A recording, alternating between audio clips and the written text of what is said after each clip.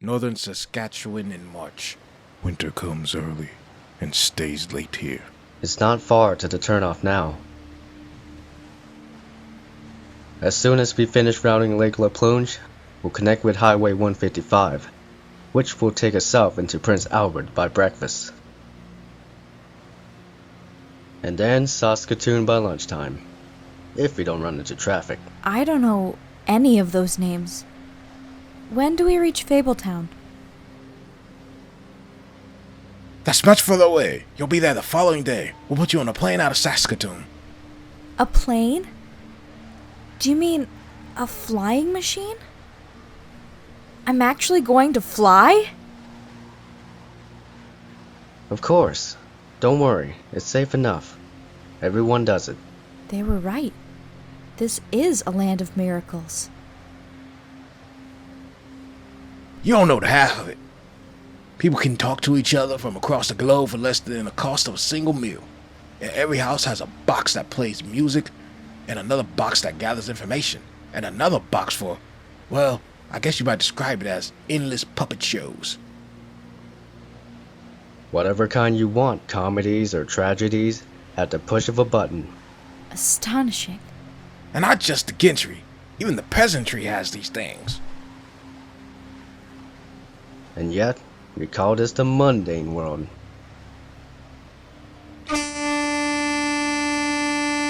Look out!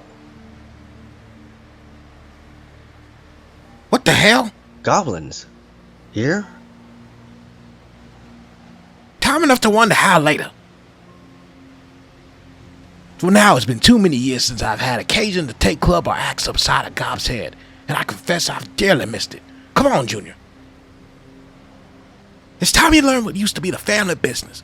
Right behind you, Pops. And while spring is still weeks or months away in the far north, it's already made its first shy appearance in New York. Is someone there? Huh? Hello? If someone's here, you'd better speak up. It's just me, Snow. Colin? You nearly scared the life out of me. What are you doing here in the middle of the night? I didn't mean to wake you. You're dripping blood all over my carpet. Sorry, I can't help it, but it should disappear when I do. How is it, being, Being dead? It's not all that bad, all things considered. How are things here in upstate? How are the new little pigs doing? Okay, I guess. Rose is running the farm now, so I don't get up there much. Well, you will. You'll have to, once your babies are born. Babies? Plural? You know, since they won't be allowed to stay down here. What do you mean? Why wouldn't they?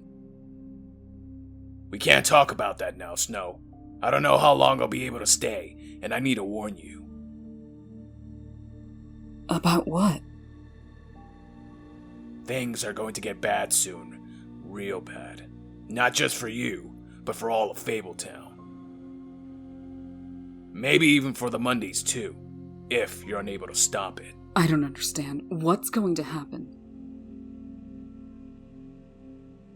Terrible things are on the way.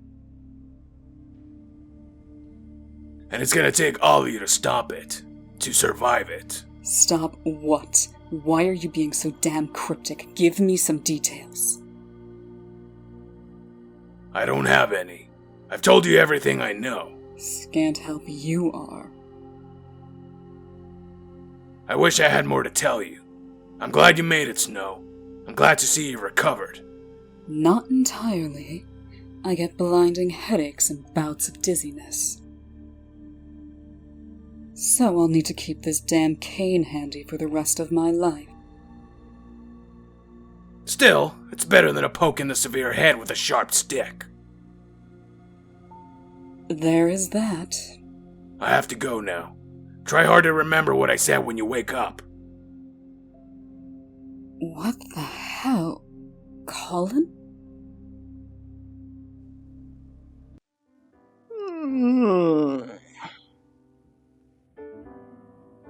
Morning, Flycatcher. Morning. Has Blue Boy opened up the office yet? Nope. You'll have to let yourself in. They're still in Bluebeard's digs, cataloguing his loot. They've been at it all night. Here's what we found since the last report, sir. 5,000 boxing gold coins, 2,200 of the Empire 50-ounce gold trading bars, 6 full chests of Emerald City silver, which is still being counted. Then there's separate chests for loose diamonds, rubies, and emeralds. An entire room of mounted finished jewelry. And the list goes on. Hell, sir, we're still finding secret vault rooms. This place is a labyrinth. Marvelous, isn't it? And look at all the Monday bank accounts he kept under so many identities. I dare say our late Mr. Bluebeard, rest his soul, could have bought and sold everyone in Fabletown. Mr. Mayor, I need to speak with you. Of course, Bigby, of course. Not now, though. Too busy at the moment. Not good enough, Your Honor. You've been dodging me for weeks. Very well, I can spare you a few minutes, then back to business. I know an old lady who swallowed a fly. I sure know why she swallowed a fly. They're so good on rye. Mirror, mirror on the floor, can't you still not find my wife no more? She's still lost in another land, under a foreign sky, beyond my powers to see her. Sorry about that fly. But you'll keep searching, right? Sure thing, buddy. Every day. You let Prince Charming get away with killing Bluebeard. I didn't know such a thing. I convened an official hearing where he was formally charged with the crime of premeditated murder. However, lacking any evidence to contest his claim of self-defense, I had no recourse other than to find him not guilty.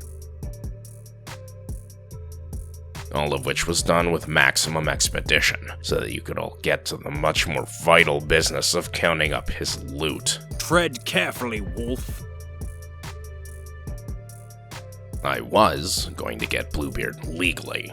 I was building a case against him that would have proved he continued to extort money out of the Fables he rescued, long after signing on to the general amnesty. A case that you've been building for how many years without finding any admissible evidence? Working within the law takes time. So, Charming saved you additional years of effort. Accept it and move on. Miss White tells me you are adequate enough in your duties. Do not force me to start questioning her judgment.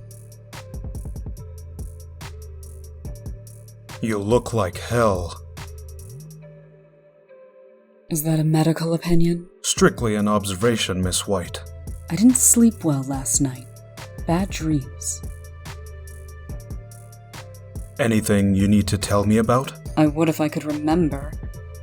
But it's all a blur. Probably just a bit of bad pork I ate yesterday. You can get dressed now. The pregnancy is coming along fine. No, it isn't. Nothing is fine about it. It's going to ruin my life, my standing in the community, and what's left of my reputation. If that's the way you feel about it, you do have options. This is the 21st century after all. Stop right there, Dr. Swineheart. Don't you dare finish that thought. But I only...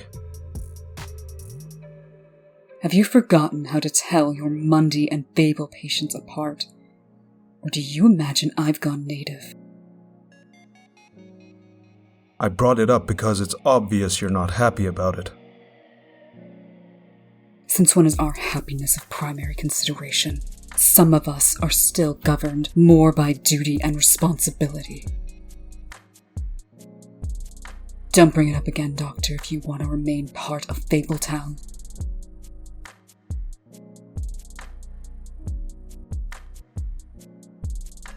Come along, Hobbs. We've much to do today. Very good, sir. Blustery day, sir. You'll want a jacket? Thank you, John, but we're only going next door. Don't forget to put your glamour up, Mr. Hobbs. Of course, sir. I maintain an unblemished glamour reliability rating outside of the woodland. The very pair of scoundrels I'd hoped to see today. Sheriff? What business could you possibly have with me? You put Bluebeard beyond my reach, and your machinations with our mayor have made you safe. For now. But not you, Mr. Hobbs. You're still indictable for the part you played in this conspiracy. Actually, no, he isn't. I gave him blanket amnesty in return for his invaluable help in exposing his former master's myriad depredations.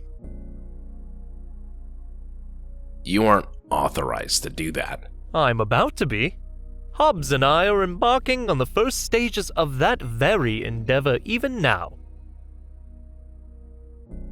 Now, if you'll excuse me, we have 500 signatures to collect. You have the very best of afternoons, Sheriff. Let's start with the street-level shops, before we move on to the apartments above. Keep the change.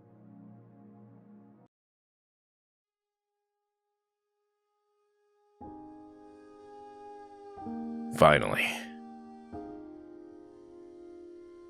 Bigby, what are you doing out here? Waiting for you.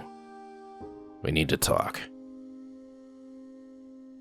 Hell, we've needed to talk for weeks, but you refuse to see me alone. So you lurked out here on some sort of stakeout.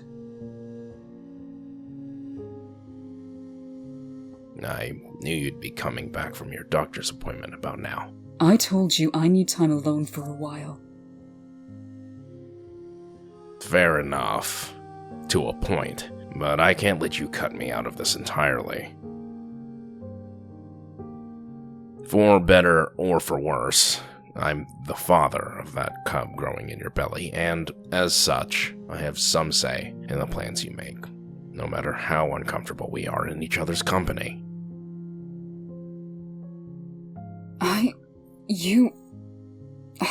Yes, you're right, of course.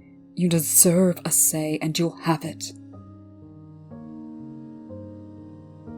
We'll have a long talk, I promise, but please, just give me a little more time. I'm not ready yet. Another day or two. Okay. But I have an official matter to discuss. Come on, I'll walk you in. Are you going upstairs or to the office? Office. I've been letting my work slip of late, and I need to catch up. I'd prefer you go home instead, and straight to bed. You look exhausted. Please don't be nice to me, Bigby. Not right now. It just adds to the pressure. Fine. All business then. Your ex just mentioned something to me that struck me as odd. Why would Prince Charming need to collect 500 signatures? I'm sure I don't know. No doubt another scheme he's cooking up. No, wait. What? Oh no. He wouldn't. What? Come with me. Blue, where are you? He's sleeping, Missy White. He was up all night. That's fine, Buffkin. You'll do. Find me the volume on Fabletown election rules. I can't do that. Bluebeard's gob butler checked it out some time ago. Oh, dear Lord. Will one of you please tell me what's going on? I'm not certain because it's never come up before. But if I remember correctly, any Fabletown citizen can call for a special election by collecting 500 Fable signatures. I think my ex-husband plans to run for mayor. Days pass, and spring settles in to stay for a while. What are we going to do about Prince Charming? What can we do? He has the law on his side. Well, I, for one, have no intention of working for him. I'll quit if he's elected. Why would someone want to take my place? Haven't I done a good job? Let's not jump the gun. He hasn't gotten the signatures yet, but I should mention that if you hadn't given him a free pass on the Bluebeard mess, we'd have more options now. Sorry to interrupt, but there's quite a commotion outside. Something you'll want to see. What now? More troubles to plague us, no doubt. They do come in threes. Superstition. Hello. My name is Red Riding Hood, and I've recently escaped from the Empire. I formally request sanctuary in Fabletown.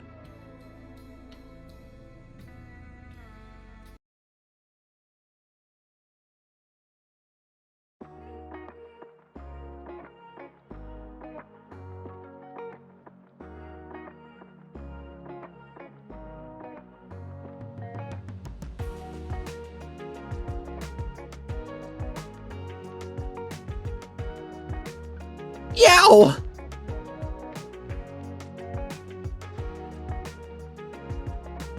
What the hell?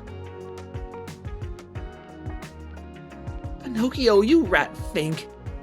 I just cut my foot on one of your pissant toy soldiers. No need to scream, Blue. I can hear you just fine from here. No need, but I'm wounded. I've got 2 points worth making, both of which can be set at a reasonable volume. First, I am not the one who set up my wooden soldier collection all over the bedroom floor. They're the only possessions I was able to bring out of the homelands with me, carved by my own father, Geppetto, who never made it out at all. As such, they're the only things I have to still remember my dad, who, for all I know, may be dead, or even worse, enslaved all these years. For exactly that reason, I treasure them too much to treat as mere toys. But Flycatcher can't seem to get that notion through his thick skull! He's the one who sneaks into our room to play with them, which brings us nicely to my second point. If you wouldn't sleep until past noon on your days off, you would have been up long before Flycatcher came by to play army with my irreplaceable keepsakes. Speaking of which, Fly had a message for you. There's some big commotion in the business office, and Bigby wants you down there as soon as you wake up. After the fall of the keep at World's End, I was captured alive by the Emperor's soldiers. For a few weeks, they used me like soldiers always treat captured women. Storm's coming. Big one. Then they sent me back into slavery, which I endured for all these centuries. Eventually, I earned their trust again and was able to make my escape. I fled to the Oz Gateway, which links to your northern land of Conda. Canada. 2 of your Fable garrisons started out to accompany me from the northern gate, but they were killed by goblins that ambushed us.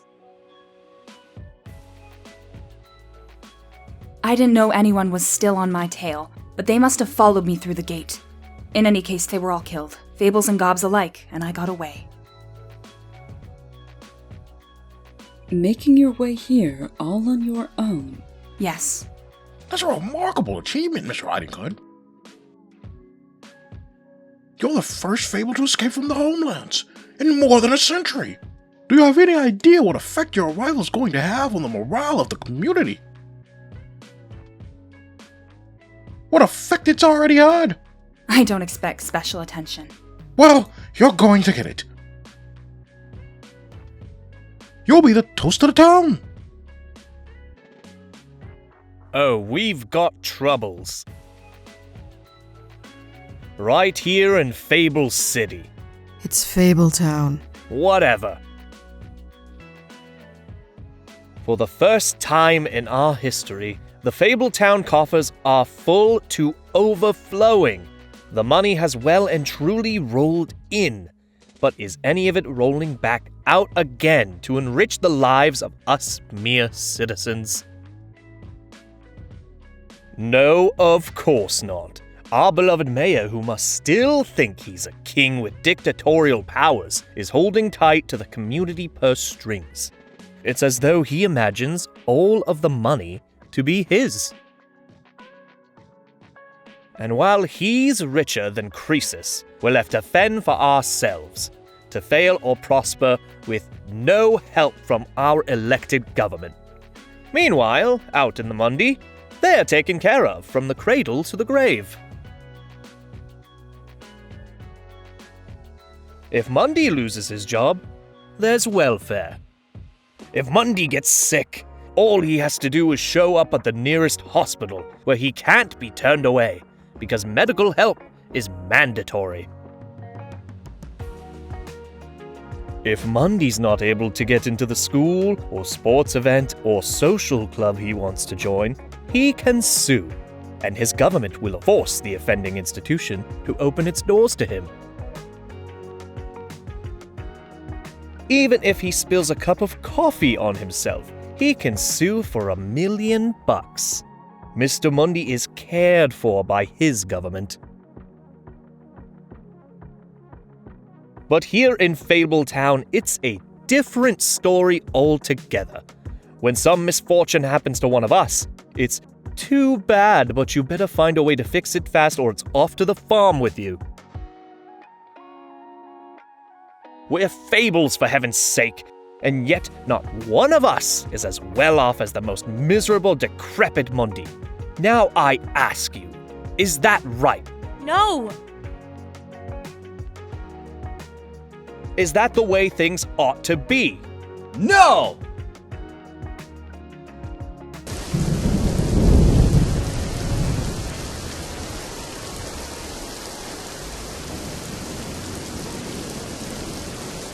Everyone's looking for you, Blue. I know. What could they be talking about in there? King Cole's probably already hitting her up for a contribution. Excuse me, please. I'll bet she's telling them who the adversary is. Make a hole! About time. Who? Okay, Sheriff, I'm here. What's the big? Emergency! Right? Blue? But you're dead! Oh dear God, I can hardly believe my eyes. Is it really you? How can you be here, Blue? You stayed behind. I saw the boat leave without you. Long story, but I was able to join the boat after it sailed. You left me to die? No, Get your hands off of me! But I thought you were on the boat. Stay away! I need to think this through. You abandoned me, Blue, after using me for the night. Just like the soldiers treated me. At least they had the courtesy not to pretend that love had anything to do with it. I never... This didn't exactly turn out well. On the contrary, it makes perfect sense. It's precisely the right move for her to make. Should you good people of Fabletown see fit to elect me as your new mayor, I'll institute immediate and sweeping changes. The first thing the new administration will do is fund free glamours for anyone who needs them. No more will Fables be shipped off to the farm just for looking a touch inhuman. And how about government-sponsored transformations for any farm Fable who might want to end centuries of unfair confinement up there? Turning them human? What if they don't want to be human? It worked for Bigby, so why not everyone else? They can always return to the safety of the farm during those times when they want to resume being a piggy or duck or billy goat. My fellow citizens, it's time to make a proactive decision for the future of Fabletown. Red Hots! Get your Red Hots here! What are Red Hots and why are you shouting at me? Tourists, huh? Spicy hot dogs. The best treat in town. Food. He is offering us food. Hey, what gives? Why would you do that, meathead? We don't need food. We need guns. And directions to Bullfinch Street. Quickly, meat. Direct us to guns in Bullfinch Street. Or else. Help! Police! I'm being mugged here! We'd best go, brothers. I agree, brothers. Our instructions are to avoid contact with meathead authorities. I agree, brothers, though it irks me to discontinue discipling that impudent peasant.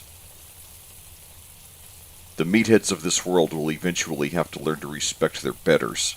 We'll teach them, brothers. Imagine actually offering us food. You've been through quite an ordeal, Miss Riding Hood. Rest is the best thing for you now. It has been some time since I slept. Where will I... Guest room. Comfortable. This way. Treat my house as your own. And you'll keep Blue Boy away from me? No need to see anyone you don't want to. Think of me as your personal fortress of solitude.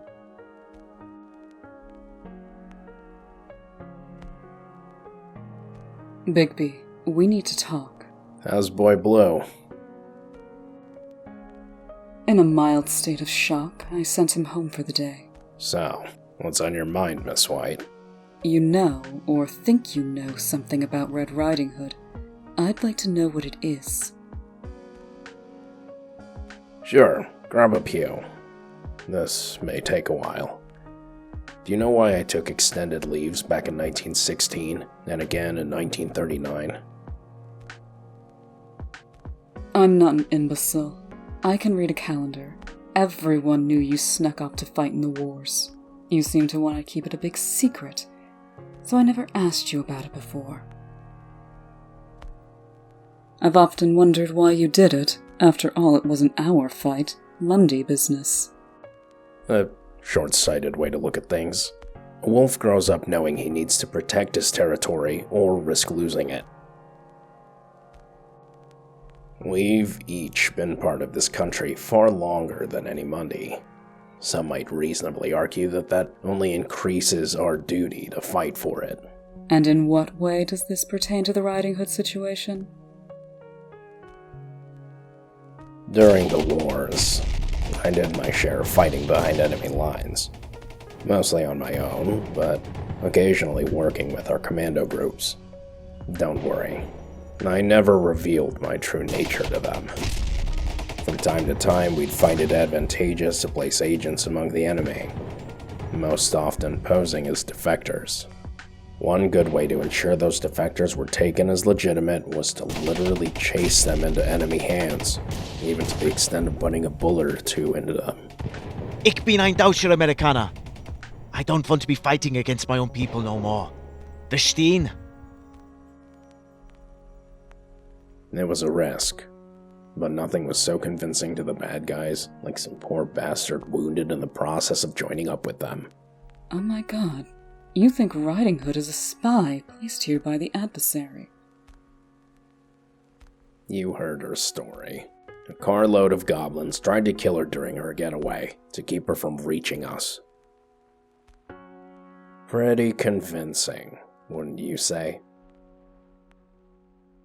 And back in the Battle of the Keep at World's End, Boy Blue said she showed up there in very similar circumstances. Grievously wounded, or trying to reach our side. You think she was the adversary's spy even then? The enemy commander back then swore no one would be taken alive when the garrison fell. In previous battles, such threats were always carried out. So why did they let her, and only her, live? Did they really need one more scrub woman so desperately? Also, the Canada Gate has been blocked for nearly 200 years, and it was closed from the other side by the adversary's forces, not ours. Summon the court warlocks. I want this gate shut down by nightfall. Who opened it again? And how did she get away from the carload of goblins? She told us. She drove away after the 2 Fable cards fell defending her. Yeah, and who taught her how to drive? And who provided the pursuing gobs with a car of their own? It was all a setup?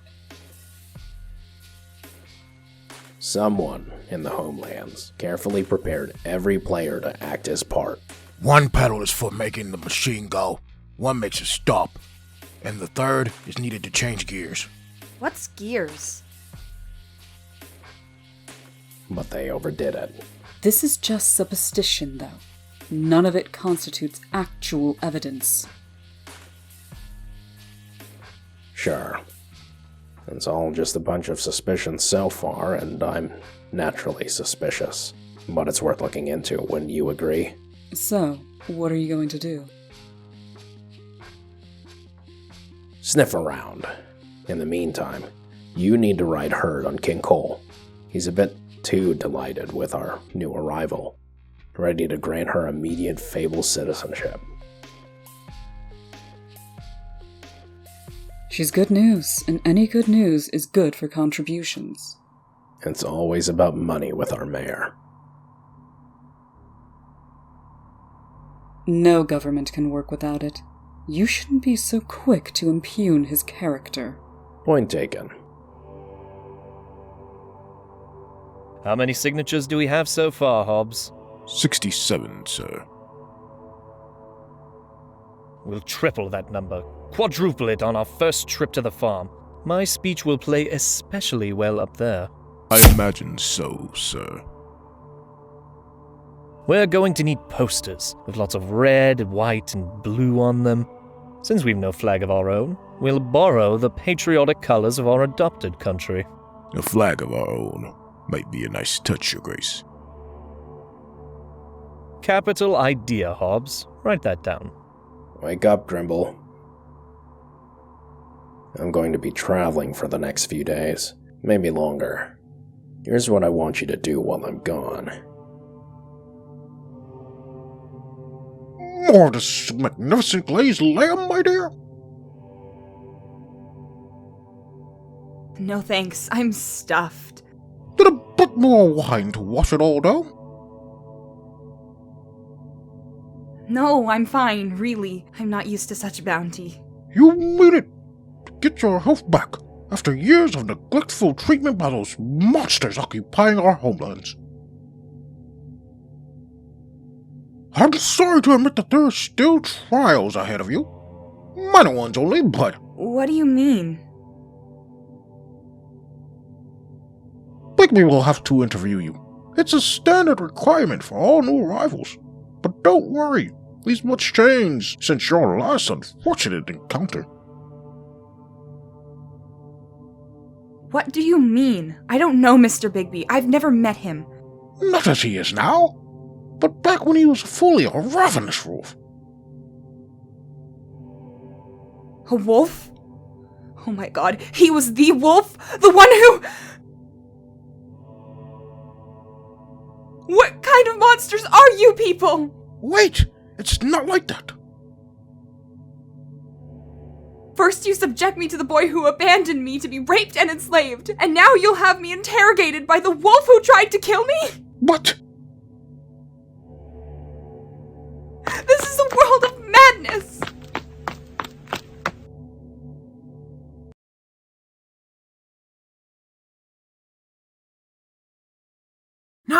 No, get it straight, buddy. There were originally 5 magic beans that my mother, God rest her soul, threw out the window. Then later, after making sure she'd fallen asleep, so as to avoid another beating, I snuck out and scrambled around in the dark to get them back. I was able to find 4 of them by feel before giving up. And the next day I discovered the magic beanstalk had grown from one bean I couldn't find. All that just from one bean? Yes, Thrushbeard, precisely. That's why I've been trying to get through your thick skull all night. I have 4 beans left, and all we have to do is plant 1 in some remote location, and then wait for it to grow its own giant beanstalk, clear up to the Cloud Kingdoms. Why would you want to do that? Because the Cloud Kingdoms are the one place we can be sure that the adversary hasn't invaded yet. After all, he doesn't have the beans to get there. How do you know? Maybe he found a vast storehouse of magic beans somewhere, and now there's beanstalks all over his empire with elevators and shit going up and down to the Cloud Kingdoms every ding-dong day. That's a silly idea. Why? He had enough time by now to install elevators in those things. Powered by giants, or trolls, or dragons, or who knows what. I'm not talking about elevators. The silly notion is that he has his own magic beans. They're very rare, and I bought the only 5 of them left. How rare could they be if they were selling at a rate of 5 beans per cow? You're missing the point. The Cloud Kings were each richer than Midas's favorite wet dream. If we were to plant another beanstalk and climb up there, we could help ourselves to all that loot. And why is it you're so generously willing to include me in this grand adventure? Because you have money and I don't. Mounting such an expedition, doing it right this time, well, it won't be cheap. Here's the deal. We'll be equal partners. I'll provide one of the magic beans, and you put up the bare bones monetary expenses. Let's say $13,000 to start with. Which I will never see again once I hand the money over to you. Forget it, Jack. I'm wise to your ways and won't spend a nickel on any scheme involving you or your fictional legumes. Are you implying I don't really still have the beans? Good night, Jack. I've never liked you, Thrushbeard. Elsewhere in the city, far removed from Fabletown. This is the place. Keep the change. Thanks, Mac. Whiskey, please. Neat. Make it a tall one. That has to be Bigby. How'd you find me, Sheriff? I keep track of those Fables who decide to live out in the Mundy. Sit. Join me. Have you been, Kay? I've been better and I've been worse. Christ's holy pecker. You've gouged your eyes out again. Why do you do it? You know why. When I can see, I can't help but see every evil deed that each person has committed in his life. No visions of the good, only the evil, in minute detail. Can you imagine what it's like to know such things? Better not to see it all. How long has it been? Since I gouged them out this time, a few years. It'll be at least 3 or 4 years more before they grow back. Damn.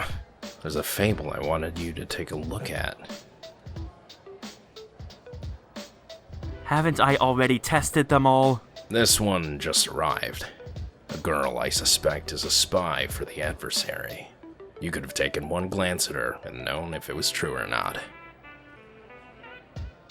Too bad for our side, huh? But you know what the good book says. If thine eye offends thee. No matter how often I pluck them out, or how deeply I cut, I can never manage to dislodge that small shard from the shattered mirror. Why are the cursed things always built so much better than good magic? I don't know. Ask the Snow Queen. Look, Kay. I know. You can't stay. I would, but this investigation needs my attention. I have to catch an early flight in the morning. Take care, Kay. Hey, Bigby? Yeah? I got quite a good look at you in the old days, didn't I? Imagine so. True, you never served the adversary, but if your fellow Fables ever suspected the whole truth, the full enormity of what you'd really done, they'd still tremble in their beds every night. Those days are long past, Kay. Let's hope so. If the ocean were whiskey and I was a duck, I'd dive to the bottom and never come up. Excuse me, Mr. Horner? Mr. Jack Horner? That's who you are. Huh? Oh look, Men in Black. That's so cute. Did your mommy dress you up for the movies? We'd like to take you up on your offer. The one you discussed with that other gentleman. Earlier this evening. What the hell are you posers talking about? Go back to the bloody Monday boys. We're discussing the beans. The 4 remaining magic beans. We'd like to buy them from you. $13,000 is the price you quoted, correct? We can afford that. Is that per bead or for all 4? You Monday stupid! There's no such thing as magic beans. Newsflash, boys! Santa and the Easter Bunny aren't real either! You gotta switch your bullshit detectors off the extremely gullible setting. Excuse me, Mr. Horner. Mr. Jack Horner. You need to show more respect. Hey, get your hands off! We intend to have the magic beans, one way or the other. And every other item of strategic value in Fabletown. Stop it! Along the way, we'll teach you meatheads. Even Fable meatheads need to earn respect. Especially Fable meatheads. I don't know where Riding Hood stayed last night, but she was terribly upset about the prospect of you interrogating her. Yes, that doesn't surprise me, Your Honor. Given the ugly past history between you two. Not that, or not just that, but because she has a cover story to maintain and is prudently cautious about how long it will hold up under serious and skeptical scrutiny. Convenient, then, that she has a good reason to avoid contact with me. Cover story? What nonsense are you spouting now? Honestly, Mr. Wolf, sometimes it's as though you talk in a language all your own. I don't have time to explain all of this right now, Mr. Mayor. My flight leaves at 7, and I still have to get Snow to cough up the ticket price and per diem from petty cash. Where are you going? You're needed here. You need to hurry up and sign off on Riding Hood's background investigation so that we can formally welcome her to the community. That's not going to happen. She's dirty. She's a spy for the adversary, and I'm going to prove it. Impossible. She can't be. All of Fabletown is celebrating her arrival. The people are happy, and happy citizens don't vote to replace the mayor in an election that should never have been allowed to happen in the first place. You need to stay here and figure out a way to defeat Prince Charming.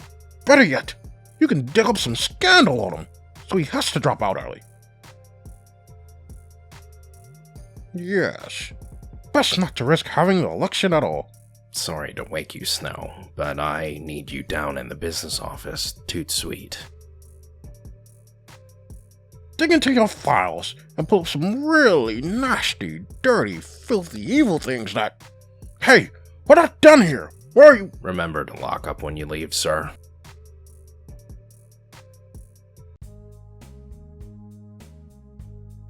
How do you like it, sir? Perfect. Start posting them, Hobbs. I want them all over Fabletown by the end of the day. At least one in every shop, restaurant, and residential hallway. Very good, sir.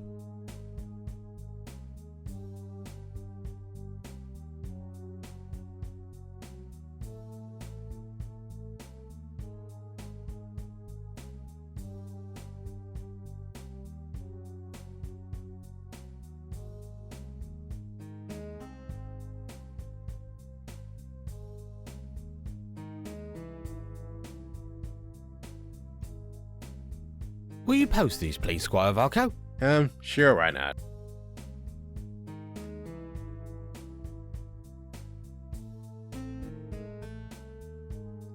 Did the meat Fables see us, Brother Lou? I believe not, Brother Drew. Good. Then can we continue educating this one? I don't think so, boys!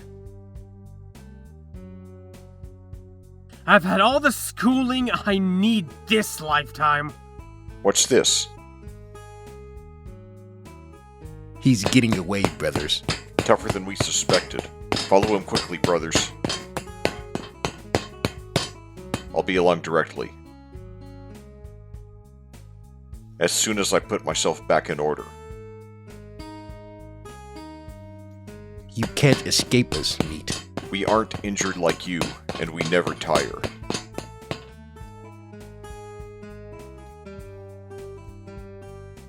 Come on, come on, come on! This'll do. Hurry up, guys, before I get a... Oh, there you are. Oh dear.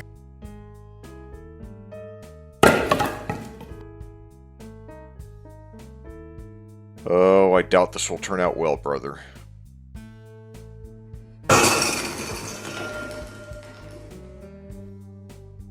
There, brothers. I look just like one of the meatheads again. I'm on my... way.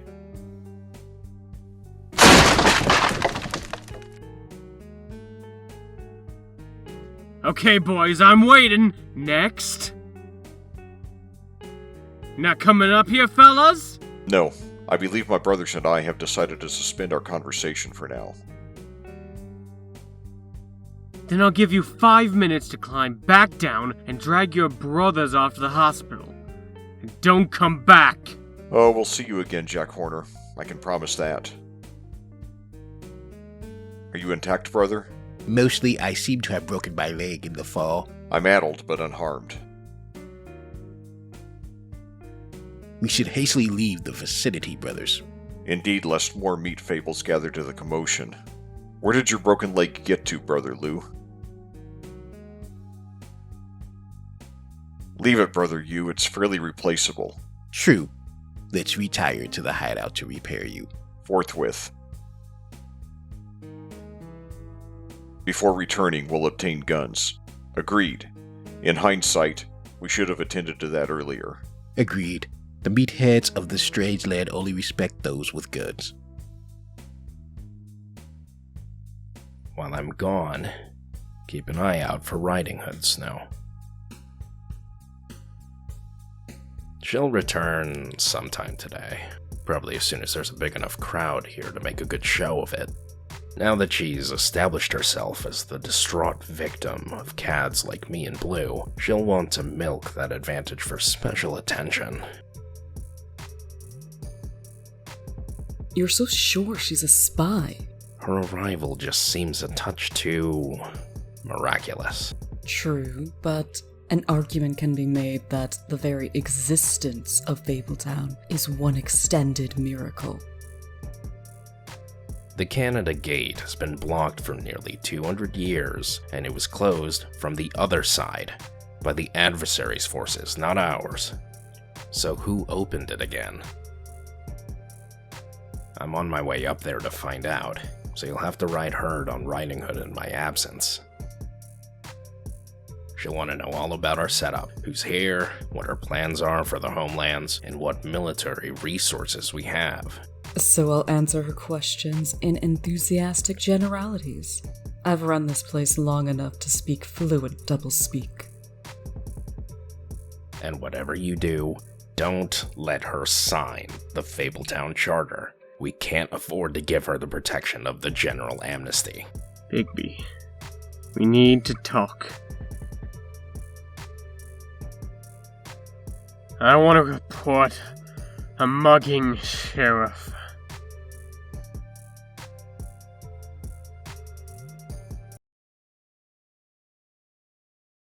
New York City. Say what you will about our mutual ex-husband. One thing none of us can deny, he was great in the sack. Stop it, Cindy. You're embarrassing Snow. I'm not embarrassed. I'm hardly the shrinking violet everyone imagines me to be. Because he's the sole reason we ever have these lunches. We're not friends, close or otherwise. We don't travel in the same social circles. Snow is important because she runs Fabletown, with minimal help from the actual elected mayor. Briar Rose is important because the filthy rich is always a breed apart. But poor Cinderella is reduced to being a lowly shoe store clerk. Not exactly an accurate representation of your situation, Cindy, since you own the glass slipper as well as run it. Nevertheless, girls, we only ever come together on these rare occasions because of the shit-healing question. We're like an annual meeting of his parole board, getting together once a year to confirm that he's still an unrepentant fuck and continues to be deserving of our organized contempt. Is it absolutely necessary that you use such language in public? This is a nice restaurant. Yes, why are you so angry all the time, Cindy? Maybe because I have the most to get over. Of the three of us, I'm the one most injured by Prince Charming and his ways. Yeah, I'm going to have to call you on that one as well. We've been comparing notes for far too many years to let you get away with a statement like that. He treated us each with equal contempt and cruelty. Exactly, which proves my point. How do you figure? This I've got to hear. Simple. Snow White was wife number one. He'd never been wed before, so in her case, our handsome prince might not have known of his many weaknesses in marital fidelity.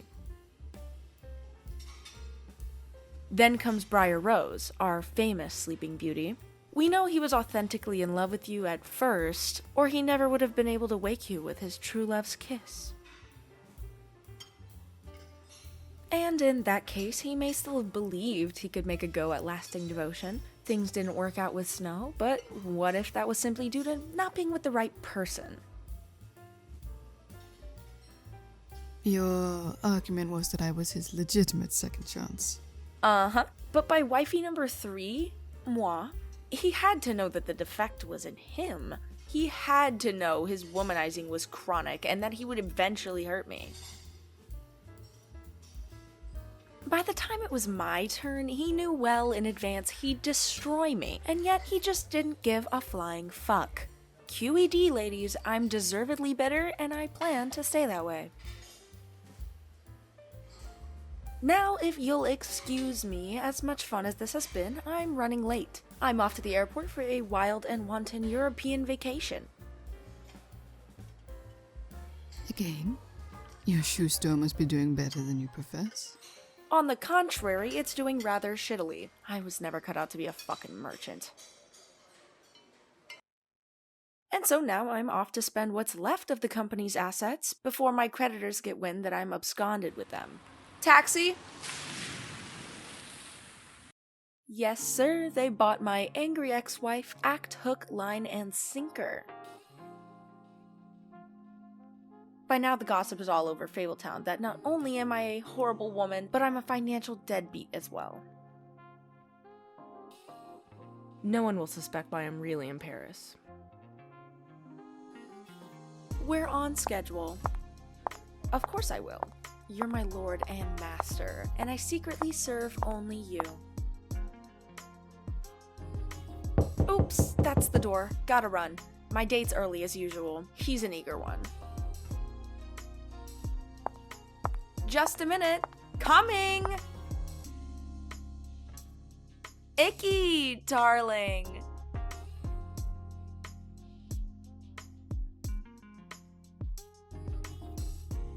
I do wish you wouldn't call me by that name. Icky? But it's so cute, and it's short for... I don't approve of diminutives. Okay, Ichabod it is then. Or would you prefer Mr. Crane? Or Sir? Oh dear, please don't pout. I didn't mean to. I know we had business to conduct, but I didn't think it was all business between us. But... I dared hope there was at least some honest affection. There is. Maybe even the beginning of something else. But Cinderella, I adore you. You know that. Really? I'm positively addled with my love for you. Why do you think I'm doing this? For me? Do you imagine I'd sell out Fabletown and the entire muddy world for anything less?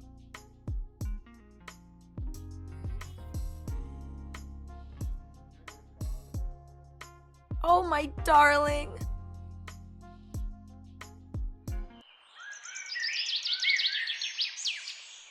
Wake up, sleepyhead. You're missing the glorious morning. Come back to bed. I can't. I have to finish the work we didn't get to last night because your wild animal passions took over. And then I'm gonna make you take me out for breakfast. Is that wise? No more hiding in the shadows for us. I want to show my man off to the whole wide world. That is assuming you don't mind being seen with me. Are you kidding?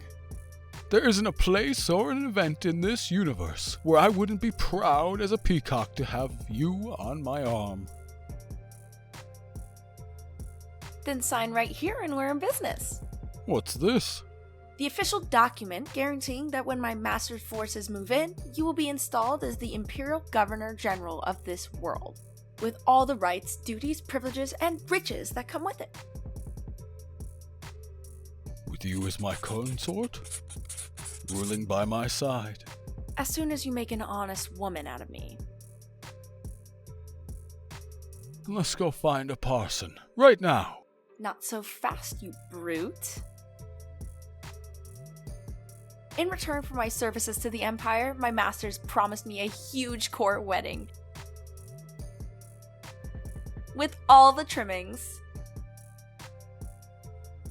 The adversary himself will be there? He'll perform the ceremony. But Ichabod, you must never again call him by that crude and vulgar name. His loyal subjects, among whom you're now counted, refer to him as the Emperor, with all proper respect and obeisance. But you know him. You've seen him in person. Who is he?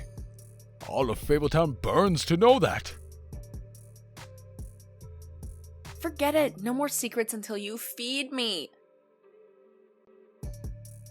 So go take a shower, Stinky, before I starve to death.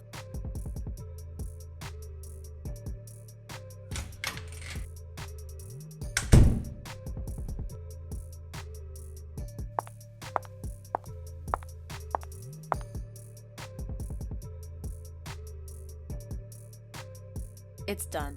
He signed it. We'll be out of the room for about an hour.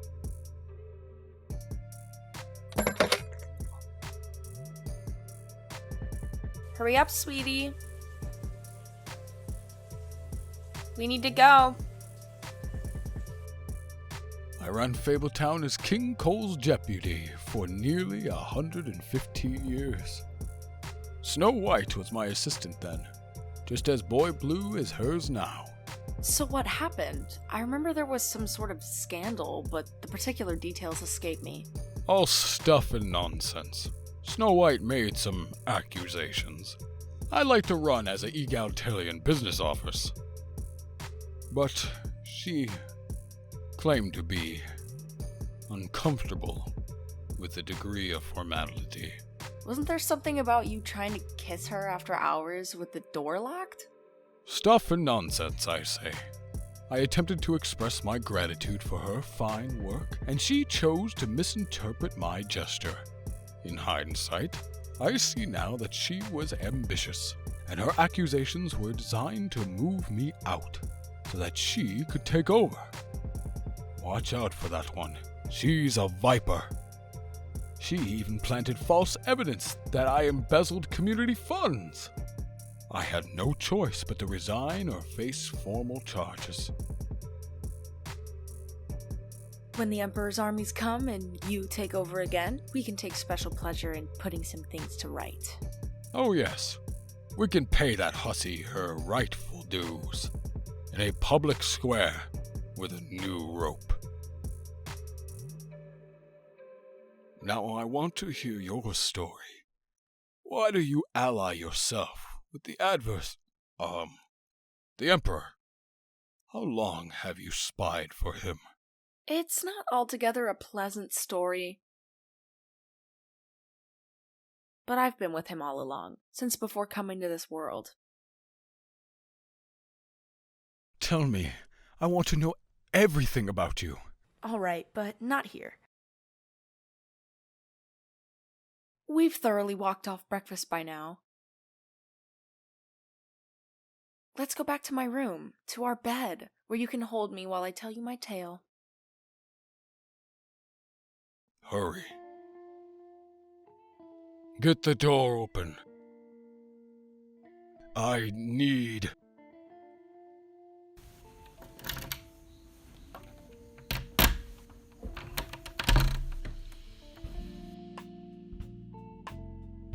I must have you right now. Actually, I don't think you're gonna get me just now, Icky dear. What? Cinderella, my darling. What are you? I'm afraid the engagement is off, Icky. Boss, meet Ichabod Crane. We've met. I used to work for him, remember? Bigby? Here, but... Cindy, what the hell is going on here? Bigby's the man I work for. You? You're the adversary? Don't be an idiot, Crane. I'm exactly who you've always known me to be. I'm loyal to Fabletown. Cinderella's loyal to Fabletown. The only authentic traitor in this room is you. You sold us out for the standard treason trifecta. Money, sex, and power. But... I love you. Ugh, stop it before I puke. All the evidence is in his briefcase, Bigby. He reveals our estimated military strength and gives a detailed nomenclature of our tactical magic artifacts and an analysis of our weapons manufacturing up at the farm, as well as personal reports on each Fable living in... I know. I've been reading while you were out. I especially enjoyed what he had to say about me. For a former writing teacher, he sure found new ways to overuse mongrel and whipped cur in a single run-on sentence. And then there's this extended rape fantasy about Snow. No, Bigby. You don't understand. It wasn't me. It was her. Don't you see? She's the traitor. And when she told me she worked for the adversary, well, I went along with it, strictly as a subterfuge. To trap her into revealing herself. It was a sting, Bigby, a sting. I was investigating Sydney for the good of Fabletown. Hands off, Crane. You'll rumple the suit. I won't stand here for this witch hunt. You have no authority here.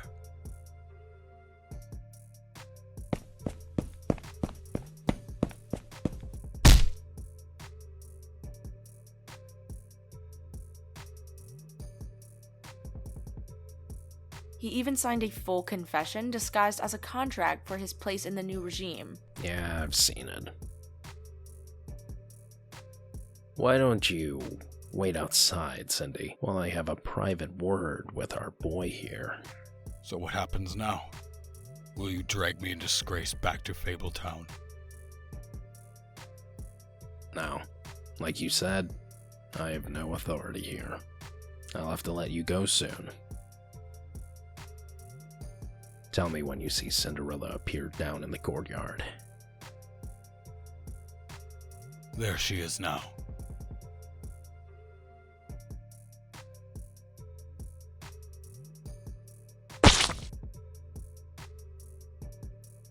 Let's go home. We're all done here. So there's not going to be a trial? If there was, I'd have to reveal that you work for me, and I can't allow that. I need at least one agent completely off the books that no one knows about but me. What about the body?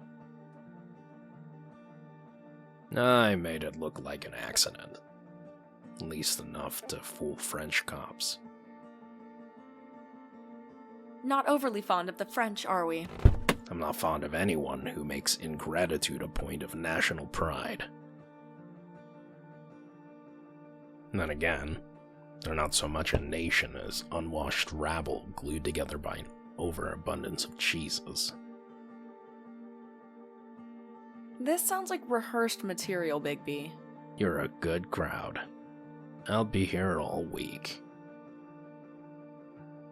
Be sure to tip your waitress and be careful on the drive home.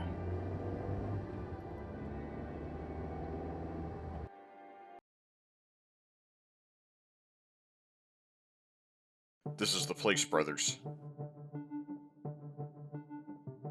When does it open, brothers? In mere moments. My anticipation is vast, brothers, though I wish we could have returned to the warehouse for a new leg before venturing here. It's a matter of conserving effort, brothers. We have to take our purchases back to the warehouse anyway, so why make 2 trips? As always, brother, your reasoning is flawless. At last. Good morning, gentlemen. You're certainly here early. As they say, the early bird catches the worm. Though I caution you not to conclude by the aphorism that we wish you to offer us food. True. Kindly interpret the saying strictly in a metaphorical sense. Sure. What can I do you for? We're eager to buy goods. Agreed. Our enthusiasm overflows. Okay, you're in the right place. What sorts of guns do you have in mind? One of each kind. The Woodland, New York City. As you can see, one had a wooden leg. I picked it up in the hopes of being able to beat the bastards to death with it, but they got away. So what's your scam, Jack? What do you mean? I don't believe you got mugged. You're up to something, and I don't have time for it. I'm not! Look at me! You're lying now, because you always lie. Not this time! Jack, did you ever hear about the boy who cried wolf? Sure, Snow, he lives on the 7th floor, so what?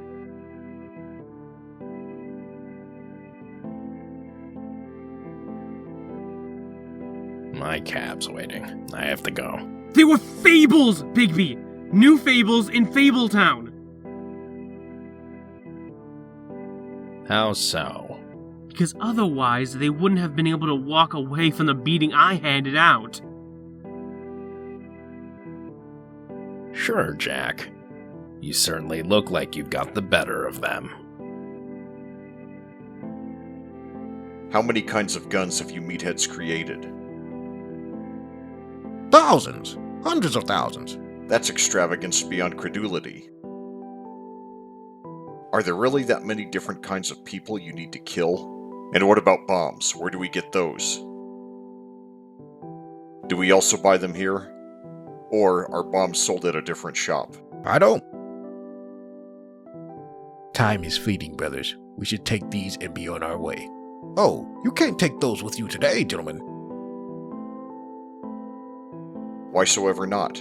Because the government requires a 3-day waiting period. Assuming you buy them today, you can't actually pick them up until Friday.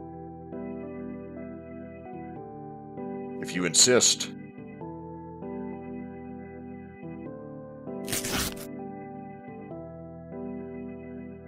Now it's Friday.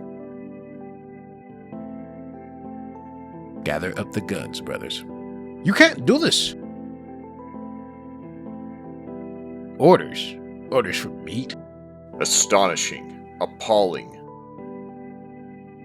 Some sort of corrective instruction seems appropriate, brothers. Without question, brothers.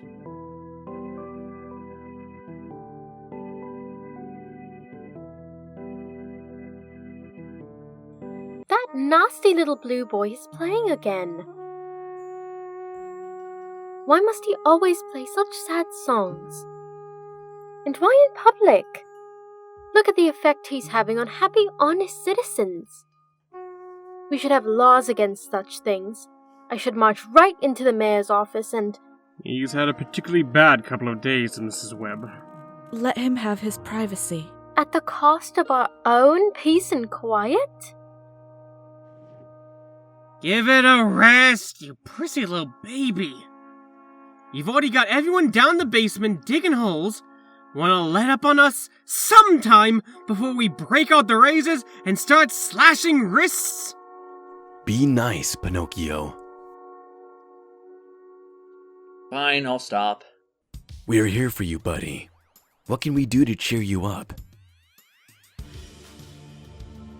Nothing. Want to go to the comic shop? No thanks. The candy store? Our treat.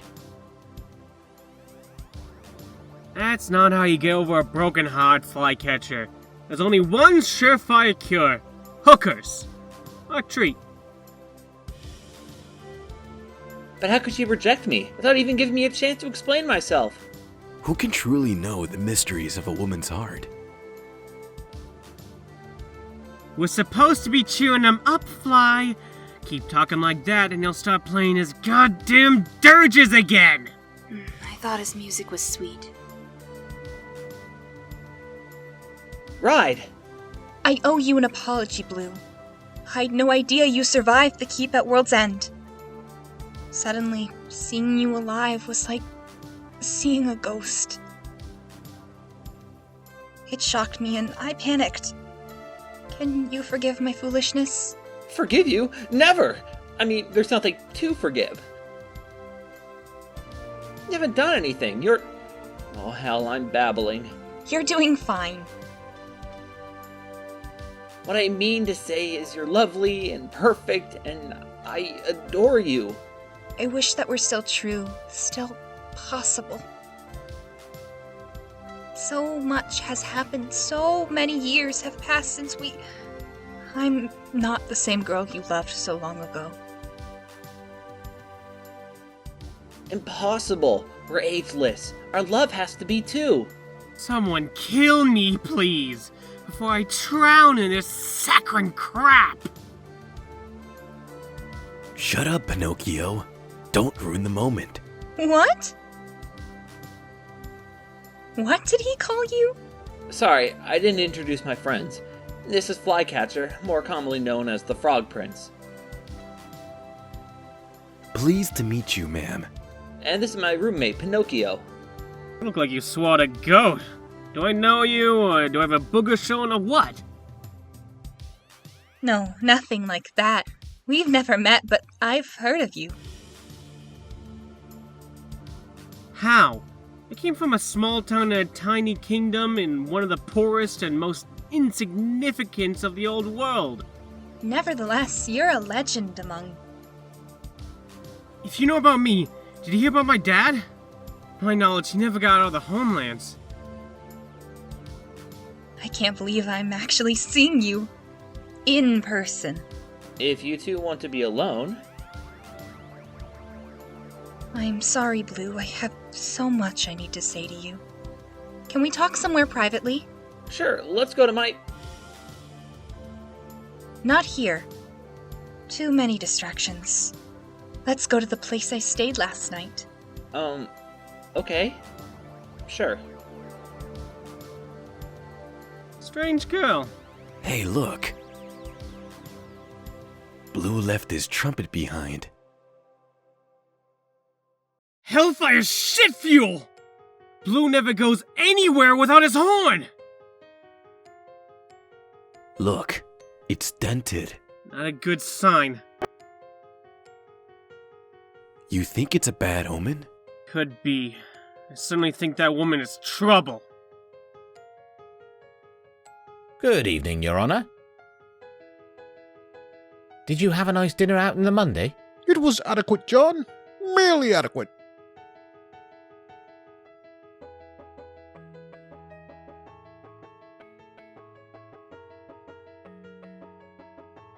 Grimble, take that protesting down this instant. Lord Beast, Lady Beauty, I simply love what you've done with the place. Well, it's small. Cozy. All that we can afford on both our salaries. That's about to change. Excuse me, Mr. Charming. It's Prince Charming again, dear. Remember, he bought his title back? Please sit, Your Highness. How's your coffee? Would you like more cream or sugar? It's perfect. Now, as to what I was saying... Something about our salaries? Yes, you'll have to forgive me if I don't recall your current placements. I work maintenance, boilers and such, for the Fabletown buildings. I clerk at Nod's Books. Fine, well and good. But I'm here to offer you new jobs, which I'm confident will come at a substantial improvement on your current incomes. We're listening. To the point, then. By this time next month, I'm going to be the new mayor of Fabletown. Possibly. Definitely. An election is just a romance writ large, with an entire community, rather than a single woman, has the object of one's pursuit. And I always win the object of my pursuit. The day after I win, Snow White will quit as deputy mayor. She won't ever work with me. Not that I blame her. Soon after that, Bigby will quit as sheriff for substantially the same reasons. These two positions are vital to the safe and secure operation of our small government. They can't go empty or suffer an extended and awkward transition. Therefore, I'm offering you their jobs, sheriff and chief administrator. I'd like your answers as soon as possible. Now, in fact. You stayed here last night? Who owns it? How do you even find it? Long story. I'll tell you everything in a bit. But first, I want to talk to you about Bigby Wolf. He's suspicious of me. Well, sure, but that's his job. He suspects every new arrival. But it's different with me. I told you what he did to me, to my family. Remember? Every word, but that was pre-amnesty. Well, he suffered for those particular crimes. You cut his belly open and sewed it up with rocks, and then threw him into a lake to drown. Only to now discover he escaped that fate. Not easily. He told me the whole story last night. It took him 3 weeks to pass those stones. Enough of them to swim back to the surface. It was only because of who his father was that he was able to hold his breath for so long. Fine. But you're missing the point. I need someone to champion my cause, to offset his position against me. I need you once again to act as my knight in shining armor. Anything, but even without my help, you're certain to be invited into the community. It's just a matter of slogging through the red tape. The only thing that might take any real time is your pre-induction interrogation. More of an interview, really. Everyone has to divulge as much as possible about their past in order to gather intelligence about the homelands. Since you've been a slave of the adversary centuries longer than any of us, it'll probably take some time getting every bit of information from you. That's where you can be the most help. Things would go smoother if I knew more about what I'm facing. Tell me about the farm. Who's up there? What magic items do you people possess, and where are they stored? Look like many of them were in the business office. But... And how many witches, warlocks, and sorcerers do we have here? Right, you don't need to know any of that to join Fabletown. This isn't like U.S. naturalization where you'll be quizzed about details of the Constitution and government organization before you can be sworn in. Actually, wanting to know that kind of stuff will make Bigby more suspicious. Oh, poo on that flea-bitten old monster. I'm tired of talking about him. Let's talk about you and me. Why you haven't even kissed me yet. If you insist.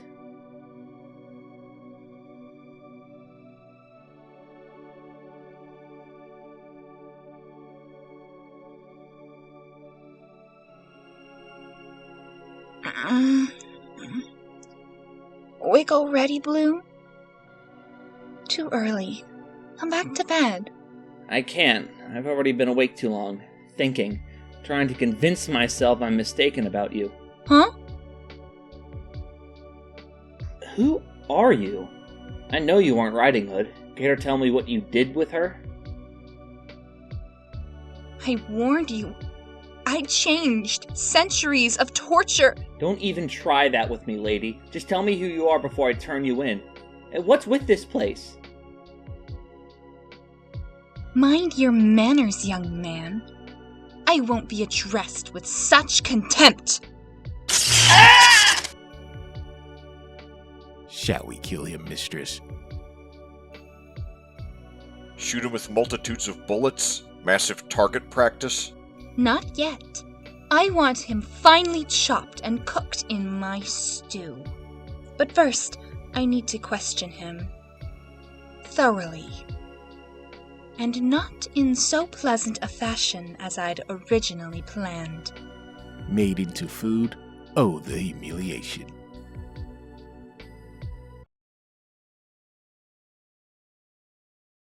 Sunrise at Fabletown's upstate farm annex.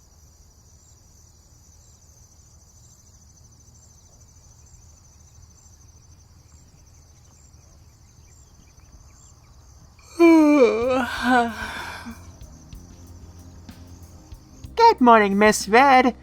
Mm-hmm. You look like you slept in the barn. For an hour or two. Weyland Smith and I were working on the tractor all night. Oh, really? Rose and Weyland sitting in a tree. K-I-S-S-I-N-G.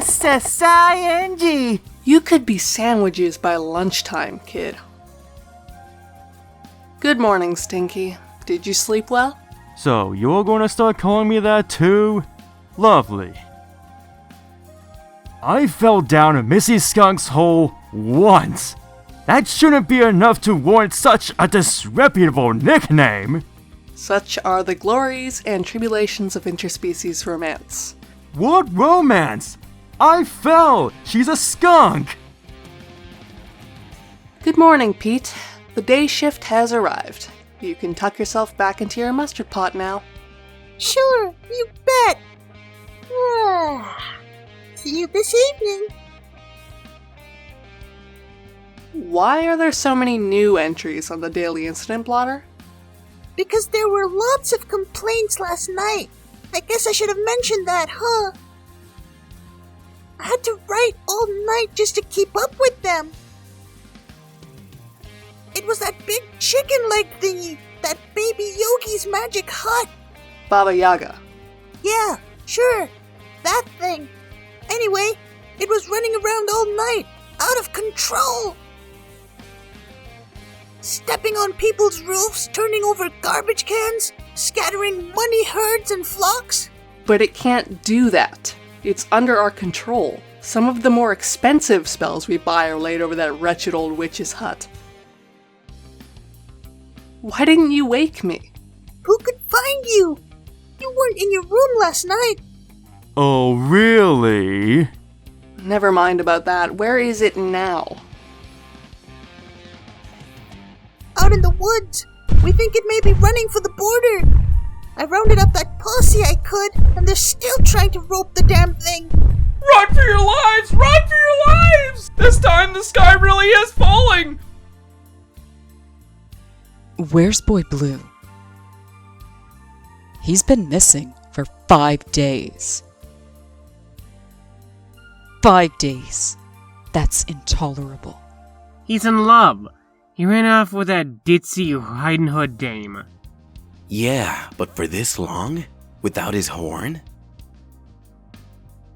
Maybe they eloped. I bet they're in one of those sleazy honeymoon hotels at Niagara Falls right now.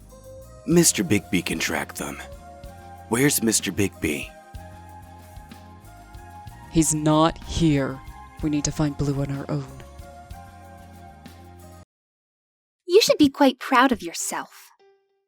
You held out for ever so long. You're truly remarkable, young man. I can see now why the real Red Riding Hood was so quick to fall deeply in love with you. She still talks about you from time to time. And not just under questioning. Doesn't know you survived, of course. That came as quite a shock to me as well. But what can we do? Sometimes our intelligence services can't be all one expects. We'd hoped I could maintain this identity among you Fabletown refugees for years to come, but in quick succession I ran into 2 Fables. You and the wolf, who knew the original ride well enough to expose me. Bad luck. So I'm reluctantly forced to abandon subterfuge in favor of one of our alternate plans of action. I don't think he can hear you, mistress. He's conscious. Barely. Your wooden sense isn't as acute as mine, Hugh. Insulting us, mistress? That's uncalled for. True, we may be under your orders on this particular mission, but never forget that we're the chosen elite of the Empire. True sons of the Emperor. Carved in his image. We won't be insulted by meat, no matter how lofty the particular piece of meat. Mind yourselves! Understand me, gentlemen? Forgive us, Dread Mistress. We misspoke. We pause to remind ourselves that you're our Empress' most treasured lady. And humbly beseech your pardon. What are your orders? Since you've emptied this twitching carcass of useful information, shall we finish him for you? Chop him up for your stew pot. No, I prefer the more tender flesh of the Mundy babies you've been providing. They're alarmingly easy to snatch in the city. I've thought of one further use for our most impressive Boy Blue.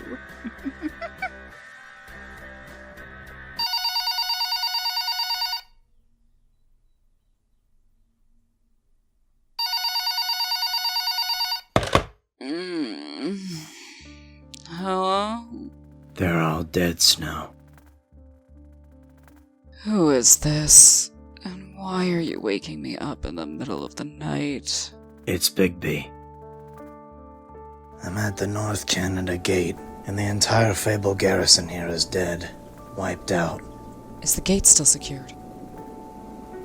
No, it's open again. From the other side.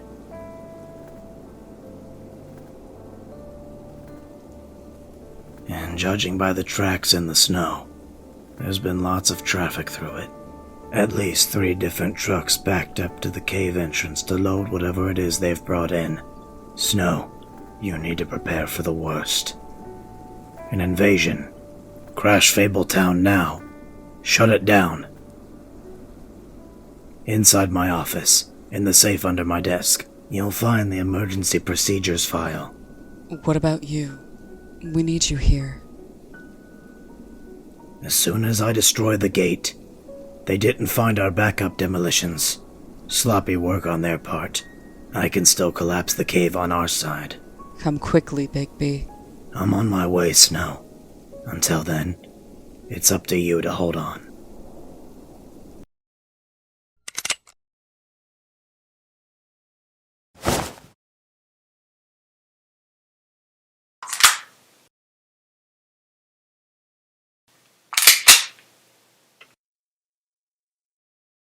Ready, brothers? I'm positively aquiver with anticipation, brother.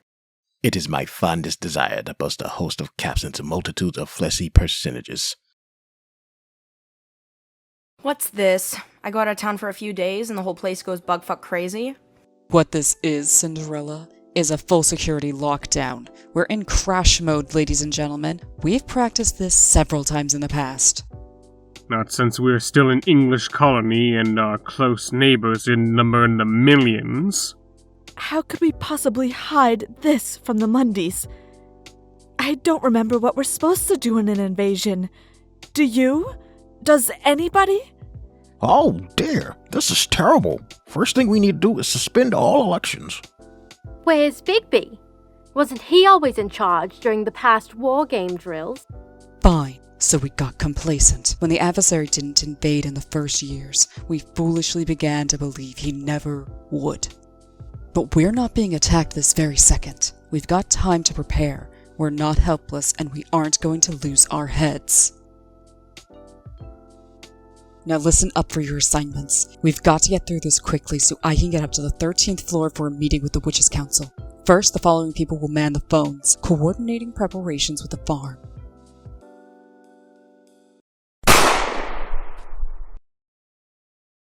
That sounded like a... Was that a shot?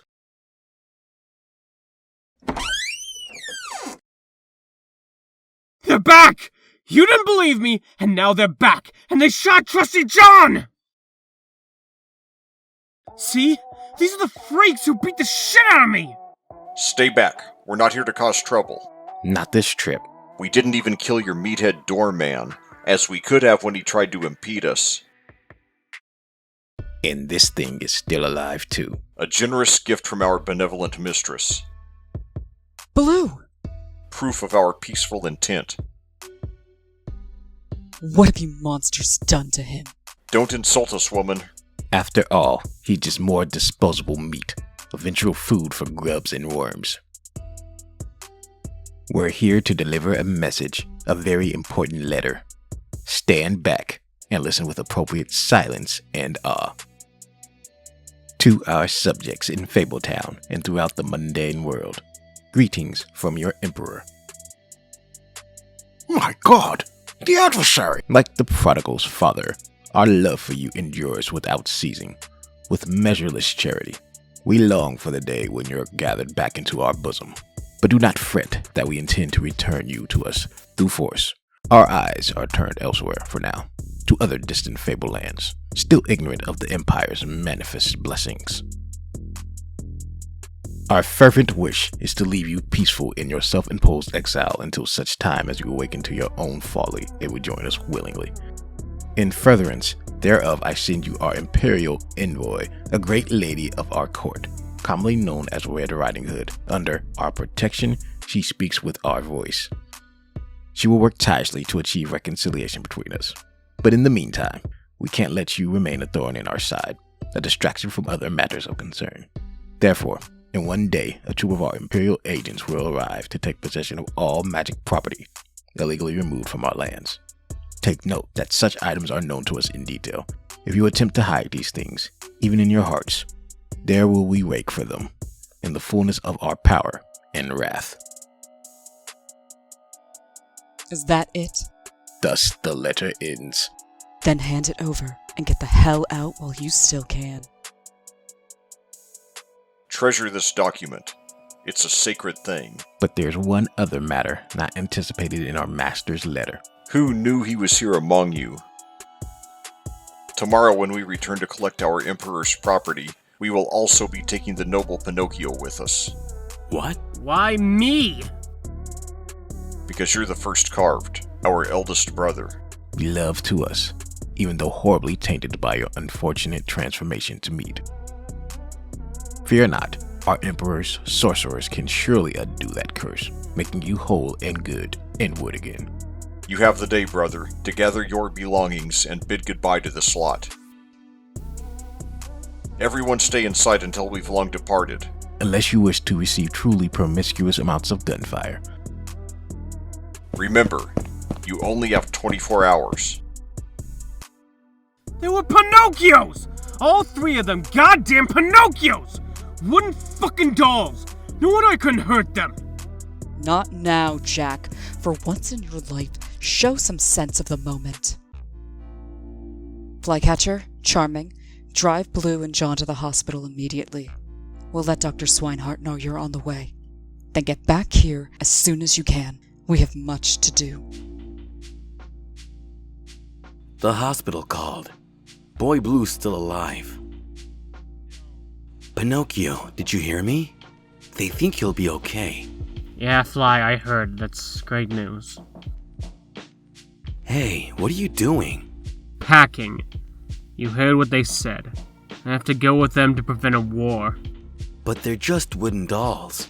We can take them easy.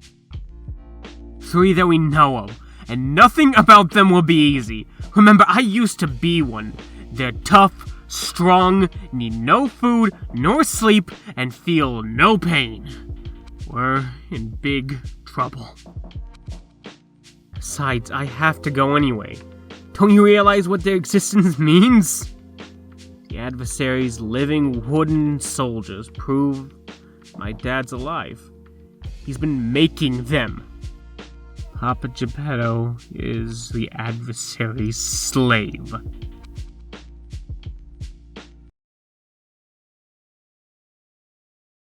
We're on our way, Snow. We've scrounged up every piece of rolling equipment we could beg, borrow, or steal, and stuffed them full of farm fables and guns. Lots of guns. Tons of guns.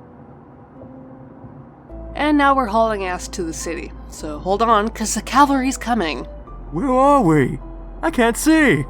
No, but you're going to get us all in trouble if some Monday driver sees you, so sit back down and cover up, Stinky. Are we really going to war, Weyland? I'd like to think not. I want to hope it's a big mistake or an unannounced drill, but the truth is, yes, I do believe we are. But why us, Pops? Why'd we volunteer to go along? Put our lives on the line to help Fables who've got us pulling plows 12 hours a day? Which we'll have to continue doing for another 98 years, boo. Unless we demonstrate our renowned loyalty to the powers that be. What are you doing? You can't just decide to erect a barrier across a New York City street. Of course we can, officer. We've got our permit right here to close off Bullfin Street for a block party. But cement barriers for a party? It looks more like you're preparing for an invasion. Keep working, boys. Prince Charming will take care of the curious Mondays. Nothing so dramatic. We're an insular community, still holding on to our quaint traditions from the old country. We just want to ensure privacy during our cultural celebration is all. Okay, this permit looks in order. Just make sure you have all this cleared away again before the day after tomorrow. Absolutely, officers. And you two take care out there. We are avid boosters of New York's finest. Problem solved. And how goes your part of the struggle, gentlemen? We're doing okay, Mr. Prince, sir. It's a bit messy rolling the barrels into position before the cement's fully set, but... Marvelous. You're doing fine. By noon, we'll have walls closing off each end of Bullfinch Street. 2 barrels high and at least 2 barrels deep. Walk with me, Fly. Sure. Who owns these cars? Are they ours? Yes, sir. They belong to Fabletown residents. We have spells that keep the Mundies from parking here. Good. We'll move them into a tight semicircle here, defending the woodland entrance. This type of warfare is all about preparing a series of defensible fallback positions nested within each other. We'll use the walled courtyard fronting the woodland building as our final redoubt. This is a lot of work to defend ourselves against 3 wooden gunmen, isn't it? 3 that we know of. But who knows how many there truly are. Pay careful attention, brothers. First, take extra care of opening each crate so as not to damage the precious contents within. Then examine each piece as you unpack it to make sure it's properly intact and functional. I caution you to be most careful with the head and hands, the 3 parts carved by the creator himself and enchanted to pass as living flesh among the meatheads. Brother Lou, how grand to see you again. Greetings, Brother Randolph. I trust you fared well during these long days of transit and storage. Extremely well, brother. In fact, I'm almost loath to leave the warm and roomy comfort of my cozy packing crate. Well, it's time to go to work, Brother Randolph. Let's get you unpacked and over to Station 2 for assembly. Brothers, as soon as you're assembled, it's your responsibility to check yourself for full mobility. If something is too tight or too loose, get it fixed here and now before proceeding to Rodro. Make sure you have 1 shirt, 1 pair of pants, 1 suit jacket, 1 tie, 1 pair of socks, 1 left shoe, and 1 right shoe. Don't worry about sizes. They're all the same. Once you've dressed, proceed to Station 5 for your hair. Then go to Station 6 for your weapons. If you have a preference in hair color, let me know now, or you'll have to find someone willing to trade with you. Not everyone gets a gun. There aren't enough. If you aren't issued a gun, stay close to a brother who has one. If he falls in battle, then congratulations. You get a gun. Once you're fully assembled, dressed, and armed, proceed downstairs to mission planning and indoctrination. What are you doing out of bed, young man? I'm signing myself out and going back to Fabletown. There's a battle coming, Dr. Swineheart, and I have no intention of sitting this one out. Nonsense. You're in no shape to. Look at me! Look what she did to my hands! Do you think I'll ever be able to play the trumpet again with these? I'm the world's most gifted surgeon. Once I've operated, there's a good chance you'll recover most of your... Bitch is going to pay.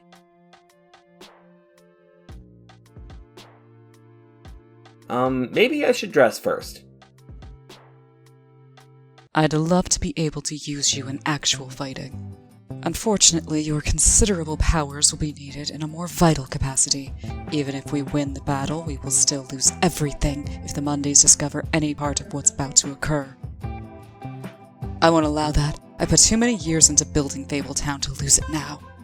Your one and only job is to keep the Mundies from noticing or remembering anything that happens here over the next couple of days. That's going to be awfully expensive, Miss White. Can't Fabletown afford so many costly enchantments? This is an officially declared Fabletown emergency, and like every other able-bodied Fable, you've been drafted to do your part. Go read your copies of the Fabletown Compact. For the duration of this crisis, you're working for free. fine. We're eager to help.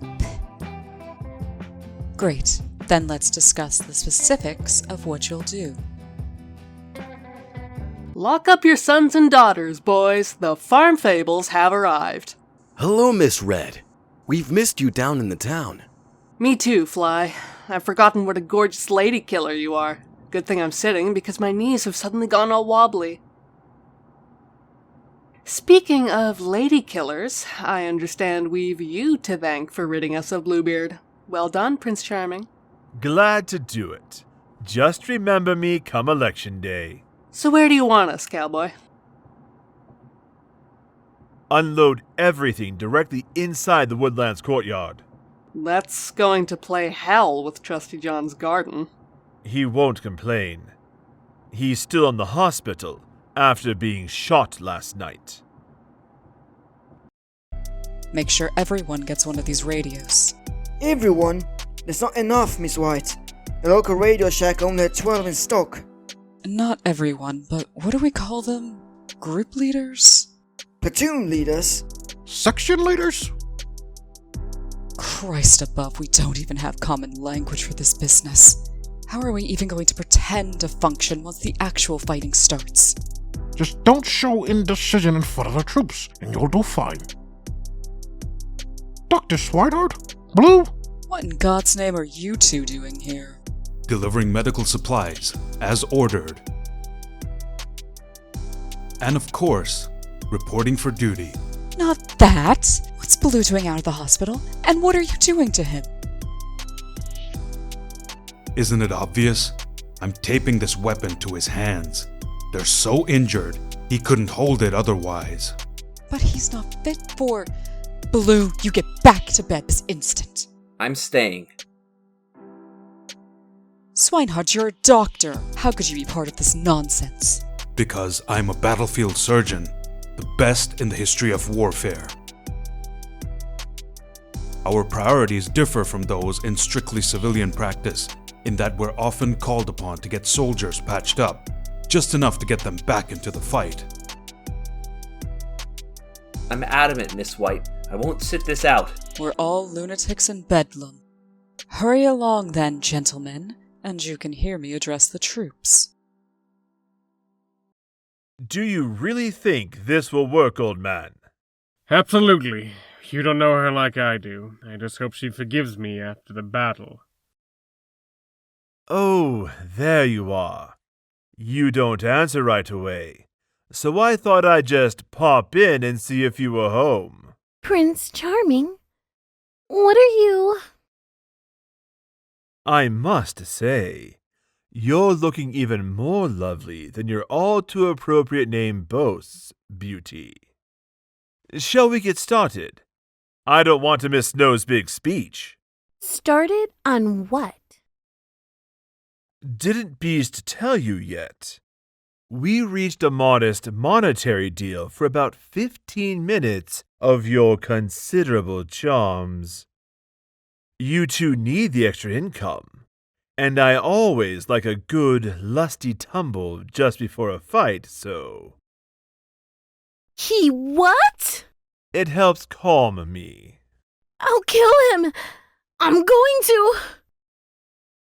Get out! Get out, you filthy filth! I guess that did the trick, eh? Oh, yes. I'm ready for war now. I'm no military commander. I've no special wisdom to impart except that which others have said so many times before.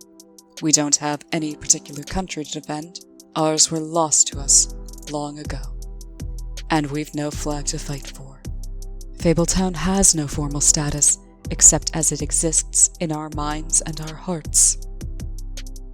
No, when we fight tonight, if we do, it will only be for each other, for those standing here beside us. Like every soldier, in every battle, in history. Cheer up, though. Once the bad guys see the strength in our fortifications, defenses, and most important, our resolve, they'll probably just turn tail and run. Chances are, as soon as they see our numbers, the meatheads will simply roll over and show throat. Once they surrender, we must show proper restraint and not kill too many of them. Perhaps only those who hesitate to obey, or fail to show total deference, or cower and cringe just a bit too reluctantly. My dear brothers of the Holy Grove, we're about to embark on a glorious adventure in service to the Emperor. Form ranks and prepare to move out. Would you mind telling me what you're up to? Exactly what Snow ordered me to do, Pinocchio. My job's to look after you during the fight. So that's what I'm preparing to do. I don't need looking after, Jack, for two very good reasons. First, even if the wooden soldiers attack everyone else, they won't harm me. Didn't you hear what they said last night? I'm their extra special super deluxe big brother. Okay, not so much big, but their treasured elder brother. And second, when they give up and run away, I plan to voluntarily go with them. Somewhere over there, the adversary has my dad prisoner, turning out wooden soldiers for him. All this time, I thought Geppetto was dead. Now we can be reunited. And besides, do you actually think he'll be able to harm them with bullets? They're wooden soldiers, moron, as in made of wood! Ever shoot a tree and see it fall over dead? Shoot at these guys all day, jackass, and they won't feel a thing. Think you got it all figured out, Runt? Do you honestly imagine there's a chance we'd ever let you skip back to the homeland to spill your guts to the enemy? When Snow ordered me to look out for you, she didn't necessarily mean protect you. My sword's for chopping up your brothers in the Knothead Brigade. But if it looks like you've fallen into their hands and there's no other choice, I have the gun to kill me, Bullseye. Good afternoon, Mr. Grimble. Mr. Hobbs. Looking forward to this evening's festivities. Could be nice to finally go out without this glamour up. In addition to the unfettered license to kill and maim again, have you missed it as much as I have? A bit, Mr. Hobbs, a bit. Care to make it interesting with a wager? Capital idea, Mr. Grimble. Troll versus Goblin. How shall we score it? Most number of heads collected when it's all over should do the trick. Loser buys dinner. Agreed. This started out as a nice day, but now it's freezing. I hate March. Tom, look at this. Is it a parade? I don't think so. Maybe a demonstration? Oh, they're all too white to be Black Pride, or Latino Pride, or Asian Pride. They're all well dressed. Could they be gay pride? I doubt it. Their suits are way too conservative. And they all have guns. Oh my god, you're right. Oh, it finally happened. It's the Young Republicans. They're marching in, taking over New York. Just like when they marched on Paris in '39. Weren't those the Nazis? Is there a difference? Does this mean we get Giuliani back? Oh my! Down the alarm! They're coming. They're coming! The soldiers are coming! How many? Hundreds! Maybe thousands. Oh, dear God. Here they come! Hold them! Keep firing! Pour it on! Why? It's not doing any good. Bullets don't seem to bother them. Then aim for their heads. Maybe we can shoot their eyes out or splinter them so badly they're blinded. Oh, yeah? And just when do you think I became Annie Oakley? The south wall is holding for now, but it won't much longer, unless we reinforce it. Pull 1 and 3 from the north wall and... No, wait, cancel that order. They've just attacked the Kipling Street barricade, too. Small arms aren't having much effect, Miss Snow. Maybe we should break out the... Not yet. Fly. Wait until the enemy breaches the first defenses. You think the barricades will fall? Of course, it's inevitable. We want them to occupy Bullfinch Street before we really start fighting, because the less of this the Mondays see, the less we'll have to cover up later. They've done it! They've made a breach! All part of the plan, Fly. No need to lose our nerve yet. Fall back! Fall back! Fly! Tell Snow she's got to pull them off the north wall too, or they'll be cut off! Taking losses. Guns almost useless. Except on the enemy when they take them from us. Shotguns work though, if you hit the face. Keep moving, people!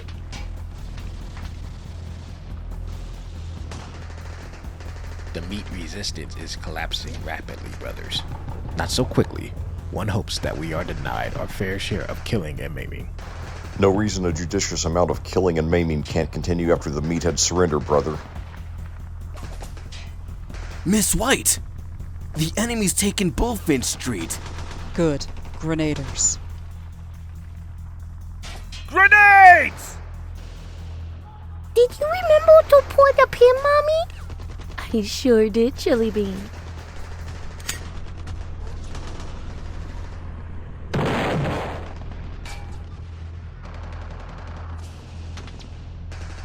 Wahoo! Wow, that shook him up a bit.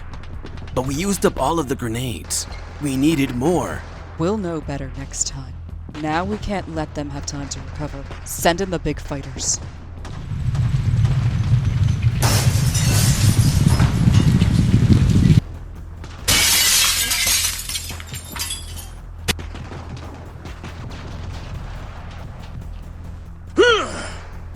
Is that the Vorpal Sword Blue? Yep.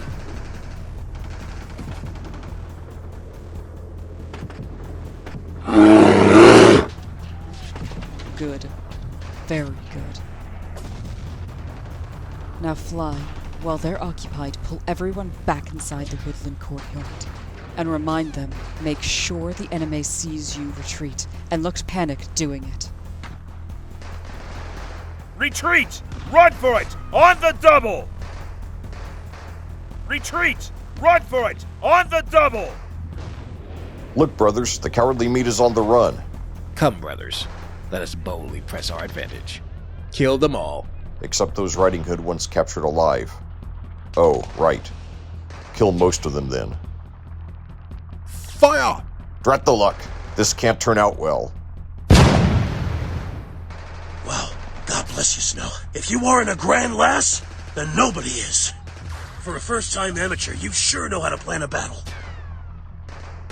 So any of you toy soldiers still have some fight in you? Of course we're still able to fight. Do you imagine us fragile meat to be discouraged by a few scratches? And what's with the Joy Soldier comment? Was that intended as a jibe? Weyland! Medic! We need a medic out! Let us know, please. Make a hole. Let me go, jackass! I want to see what's happening! Too bad, Pinocchio. You're going to stay inside where it's safe. You should be out there too! And yet here I remain. Coward. Punk. Dr. Swineheart, this one's wounded bad. Where do you want him? Get him down anywhere there's room. I'll triage again once I finish with this patient. Well, that's clever. What?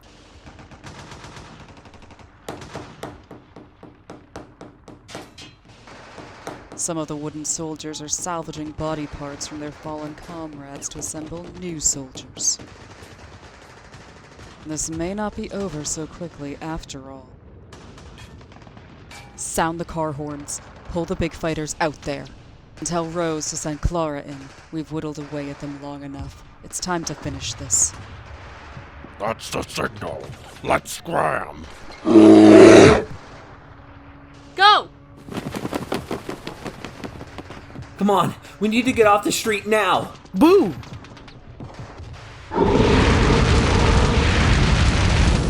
Oh no!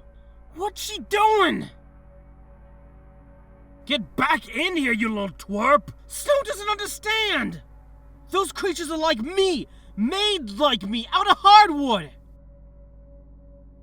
Yes, they'll burn eventually, but not quickly. And until then, they'll still walk and kill and set fire to whatever they touch! Snow's just created 200 mobile human torches! This is a cruel development, brothers. We seem to be truly and irrevocably doomed. But not before we take many of our foes with us, brothers. Run, Jack! Warn Snow! Tell her what she's doing! Let's go cook us some meat, brothers. This is madness! And I'm the only one who can put a stop to it! Stop fighting! Stop fighting! What the hell? Cease fire, don't hit the boy. Stop fighting! It's me! It's me! I command it! It's me! I command you to stop fighting! Shut up, you. Who is that, brother? He seemed to think we'd recognize him. Who knows? I can barely see at all through these flames. Who can fathom the minds of meat? They're all nuts. Oh dear God. I've killed us all. Call every group leader. Fight the fires if they can, but get ready to evacuate every building alongside Bullfinch Street. Both sides. I'm on it. Exit into the back alleys. Don't try to escape past the burning men, and get me the 13th floor now. Make it rain hard and fast. But Miss White, you clearly told us to concentrate our efforts towards keeping the Mundies blind to... And rain will help keep the Mundies indoors and out of our business, so don't argue with me. Obey me, woman, or you'll discover how much shit I can unleash on Fabletown citizens who piss me off. Such language! Give her all the rain she wants. You can handle that much without me. Where are you going? Out to teach an imprudent woman a well-deserved lesson that's been too long coming. Okay, they've got the hose on target. Turn the water on. This is for my Boo Bear, you monsters! The rain's not coming fast enough. If we don't fight for Fabletown, we'll lose it. Shut them down! Keep them out of the buildings! Sell yourselves dearly. Huh? Hold on, Your Honor! Get down! What the hell? Hang on!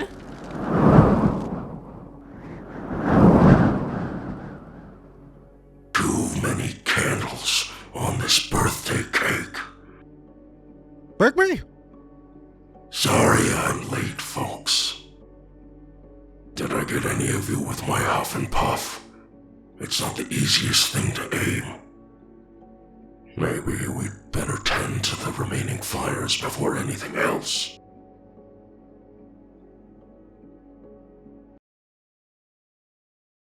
Where are you going? Out to teach an impudent woman a well-deserved lesson that's been too long coming.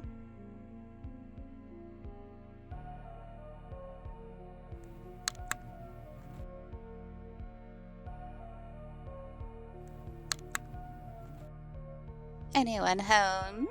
No? Good. This will do just fine, then. Wednesday, March 27th. Oh, the weather outside is frightful, Battle Day. but the fires are so delightful.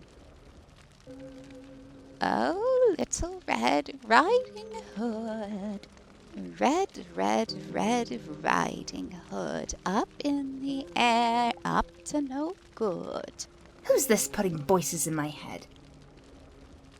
Up on the rooftop, red, red rider in the sky. Come up to meet me, come up to die. Who spouts such doggerel? I know you. You're that backwoods conjure hag with the gingerbread fetish. I know you too. Not that borrowed skin you wear, the real you.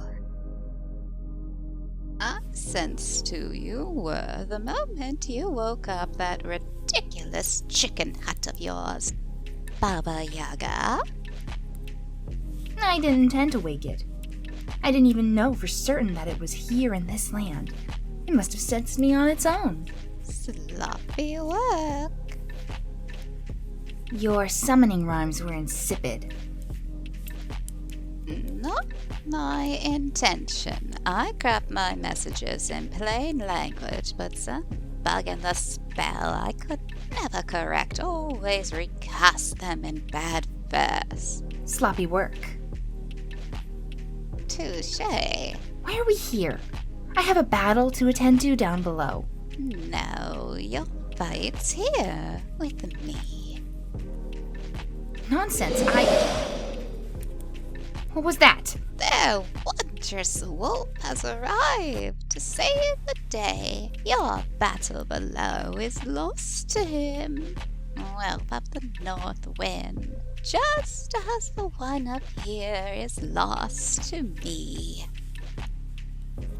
And now, let us have some rain to put out lingering fires. You're showing off, Frau Tottenkinder, in your last minutes of life. You'd actually duel with me? You were never in my league.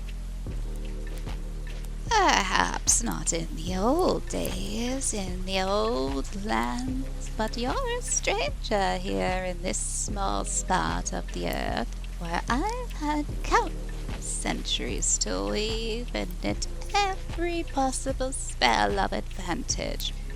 You've stumbled into my place of power, foolish woman. Fine, then let's be at it. This endless conversation bores me. Bigby. He made it. Bigby, God bless your most timely arrival. I have to confess, I never thought I'd be so pleased to see you, you old dog. Time later for celebrations. We've got too much work to do. Divide into 3 teams.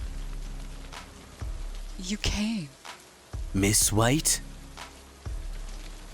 The first team fights the fires still burning in the buildings, where the rainfall can't get to them. I'll take that one. Firefighters, form on me. The second team gathers our wounded and gets them inside. Miss White? You forgot your cane, Miss White. The third group inspects the wooden soldiers. Examine each one carefully. Make sure their heads are removed, no matter how dead they may seem. We'll do that. Collect the heads. Store them inside, in one of the rooms off the business office, far away from their bodies. Bigby! I knew it. Snow! I knew you'd come in time to save us. You always do. Miss White? Golly! You always save me. Snow, I'm tickled to see you too. But it's raining cats and dogs and you're pregnant. Think of the cop. Get yourself indoors this instant. Wow. Did you see that? Fly, take Snow back inside. My sister is suddenly so totally animal. Now, people, let's get back to work. The battle may be over, but not the fight. Who'd have ever guessed? Thursday, March 28th, just after 2 in the morning. The long night wears on. Did you see that, Flycatcher? A lightning strike, but real close this time. Maybe on our own roof. Do you think we should check it out? Stay here. Hold the elevator. I'll investigate. Careful, Your Honor. What is that? Is someone out there? Oh no! Dear God above! Fly! Down! Push down! We need to go downstairs right now! What is it, sir? What did you see? Something! Nothing.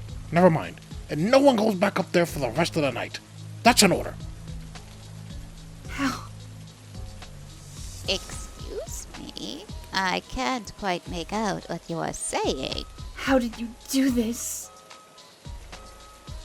I've explained it before. In this place, I am more powerful than you. In hindsight, I might have been so in any place. It's good to get that finally sorted out between us, don't you think? But I always... I know. You were in so many stories, so feared and so well known. Personally, I never thought much of that popularity equals power nonsense. It never been tested under controlled conditions. I try to stay out of stories myself. I prefer anonymity on my own counsel. And in that one story they simply won't forget, at least they never knew my name. Could have been any old witch in the woods. I was always stronger than you thought. Killed a dozen times, but it never took. Been burned to ashes in my own oven. I came back after a good while. How's that for a frail little biddy, eh? Now you hush and let me finish my knitting. Time to stop struggling and let the deep darkness take you. Your stories are done, Baba Yaga. Friday, March 29th. Turning back to local news, a block party on the Upper West Side got out of hand yesterday, resulting in a minor building fire which was quickly extinguished, with no injuries reported. And in other news, a family's rooftop barbecue cookout got out of control yesterday on the Upper West Side, resulting in a minor building fire which was quickly extinguished. No injuries were reported. And in other news... Do you hear him, Mike? Do you hear what your reporter is saying? A scuffle between two Upper West Side street gangs got out of control yesterday, resulting in a minor building fire, which was quickly extinguished. What do you want now, Kevin? We're in the middle of the goddamn broadcast. I'm busy. Your on-air Twitch has reported the same story 3 different times, with different details. No injuries were reported. Doesn't that seem just a bit odd to you? To anyone? That we'd report a minor local story? It's a slow news day, Kevin. 3 stories, Mike. 3. But you don't even realize it, do you? I bet if you run the tape back and watch it, you'll still recall it as one single story. What's your angle this time, Kevin? Are you going all X-Files on me again? Well, you still aren't Agent Mulder. And though the truth may indeed be out there, we don't handle the truth. We report facts. Comprende, good buddy? I'm gonna follow up on this story. What story? It was filler. Neighbors in the same area reported other strange things that night. Men in black and a flying saucer?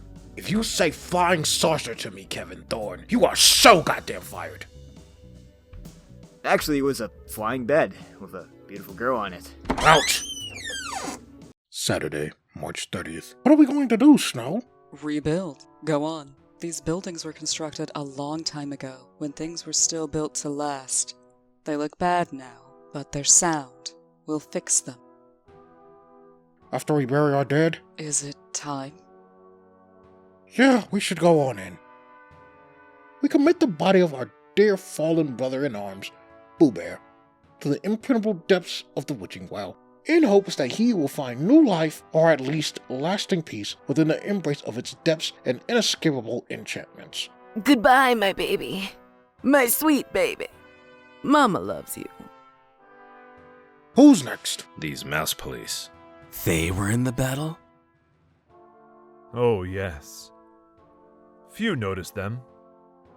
But they did their part, fought bravely and well, in a very dangerous assignment. During the main melee on Bullfin Street, before the fires, they fanned out among the enemy. Each team scrambled up an individual soldier's pants leg, prying loose the pins connecting their knee joints, crippling them as they advanced on us. Over half of the mounted police were crushed to death, killed by their own success as their newly disabled targets fell down on top of them. Commit their bodies to the witching well. Who's this? Riding Hood's body. What? You're going to put that witch's corrupt, festering carcass down there with my own son? And with Mr. Weyland and all the other good Fables? We have to. I'm sorry, but she's too dangerous. This is the only way to ensure she can never come back to trouble us again. Do it then! But don't say no fancy words. Not for such as her. This is our dire enemy, a most wretched woman whom we will not name. If there is anything down there that can cause eternal pain and torture, be our guest. Nice wheelchair, Blue. Looks familiar. Miss White lent me her old chair. I hope I won't need it as long as she did. You'll heal. I hear the good doctor even thinks he can fix your fingers again. He seems pretty confident. I'm not too sure. I hope it works out. I always like to hear you play. Really, Mr. Wolf? You never said anything before. Any of these boys talk yet? All the time, but not about anything important. Just lots of curses at me and jabbering about each other all at once. They're quiet now. Maybe they sleep? In any case, they all seem to do everything at the same time. Hang in there, kid. We'll get plenty from them in time. We've got nothing but time. How's our foe Riding Hood doing? She's alive, surprisingly enough, but powerless. I drain her magic away every day. She'll remain helpless as long as we need her. Might be years to come. I'm patient. Can she hear me? Oh, yes. Listen up, Baba Yaga. You're all alone now. No one even knows you're still alive except me and Frau Totenkinder. No food, no comfort, no entertainment, and no company except us. That will never change. So let me know when you're ready to talk about the adversary or something else. I know you think you'll hold out, but no one does for long. Eventually, you'll tell me everything. Until then, enjoy your stay. March 31st, and the many days beyond. Did King Cole see these? Yeah, he just moaned and said he was going to bed. Since he reverted to wood, he's no longer really in my area of expertise. But the wood's still magic, isn't it, Dr. Swineheart? So he can eventually be fixed, right? Sad again, Mama. Melancholy, I guess. I was thinking of Boo. Do you still think of Boo, Papa? Every day, Mama. I'm pregnant, Papa. What's wrong, Miss Red? Why are you crying, boss? No reason, really. I just miss Weyland. Bigby, I think my water just broke.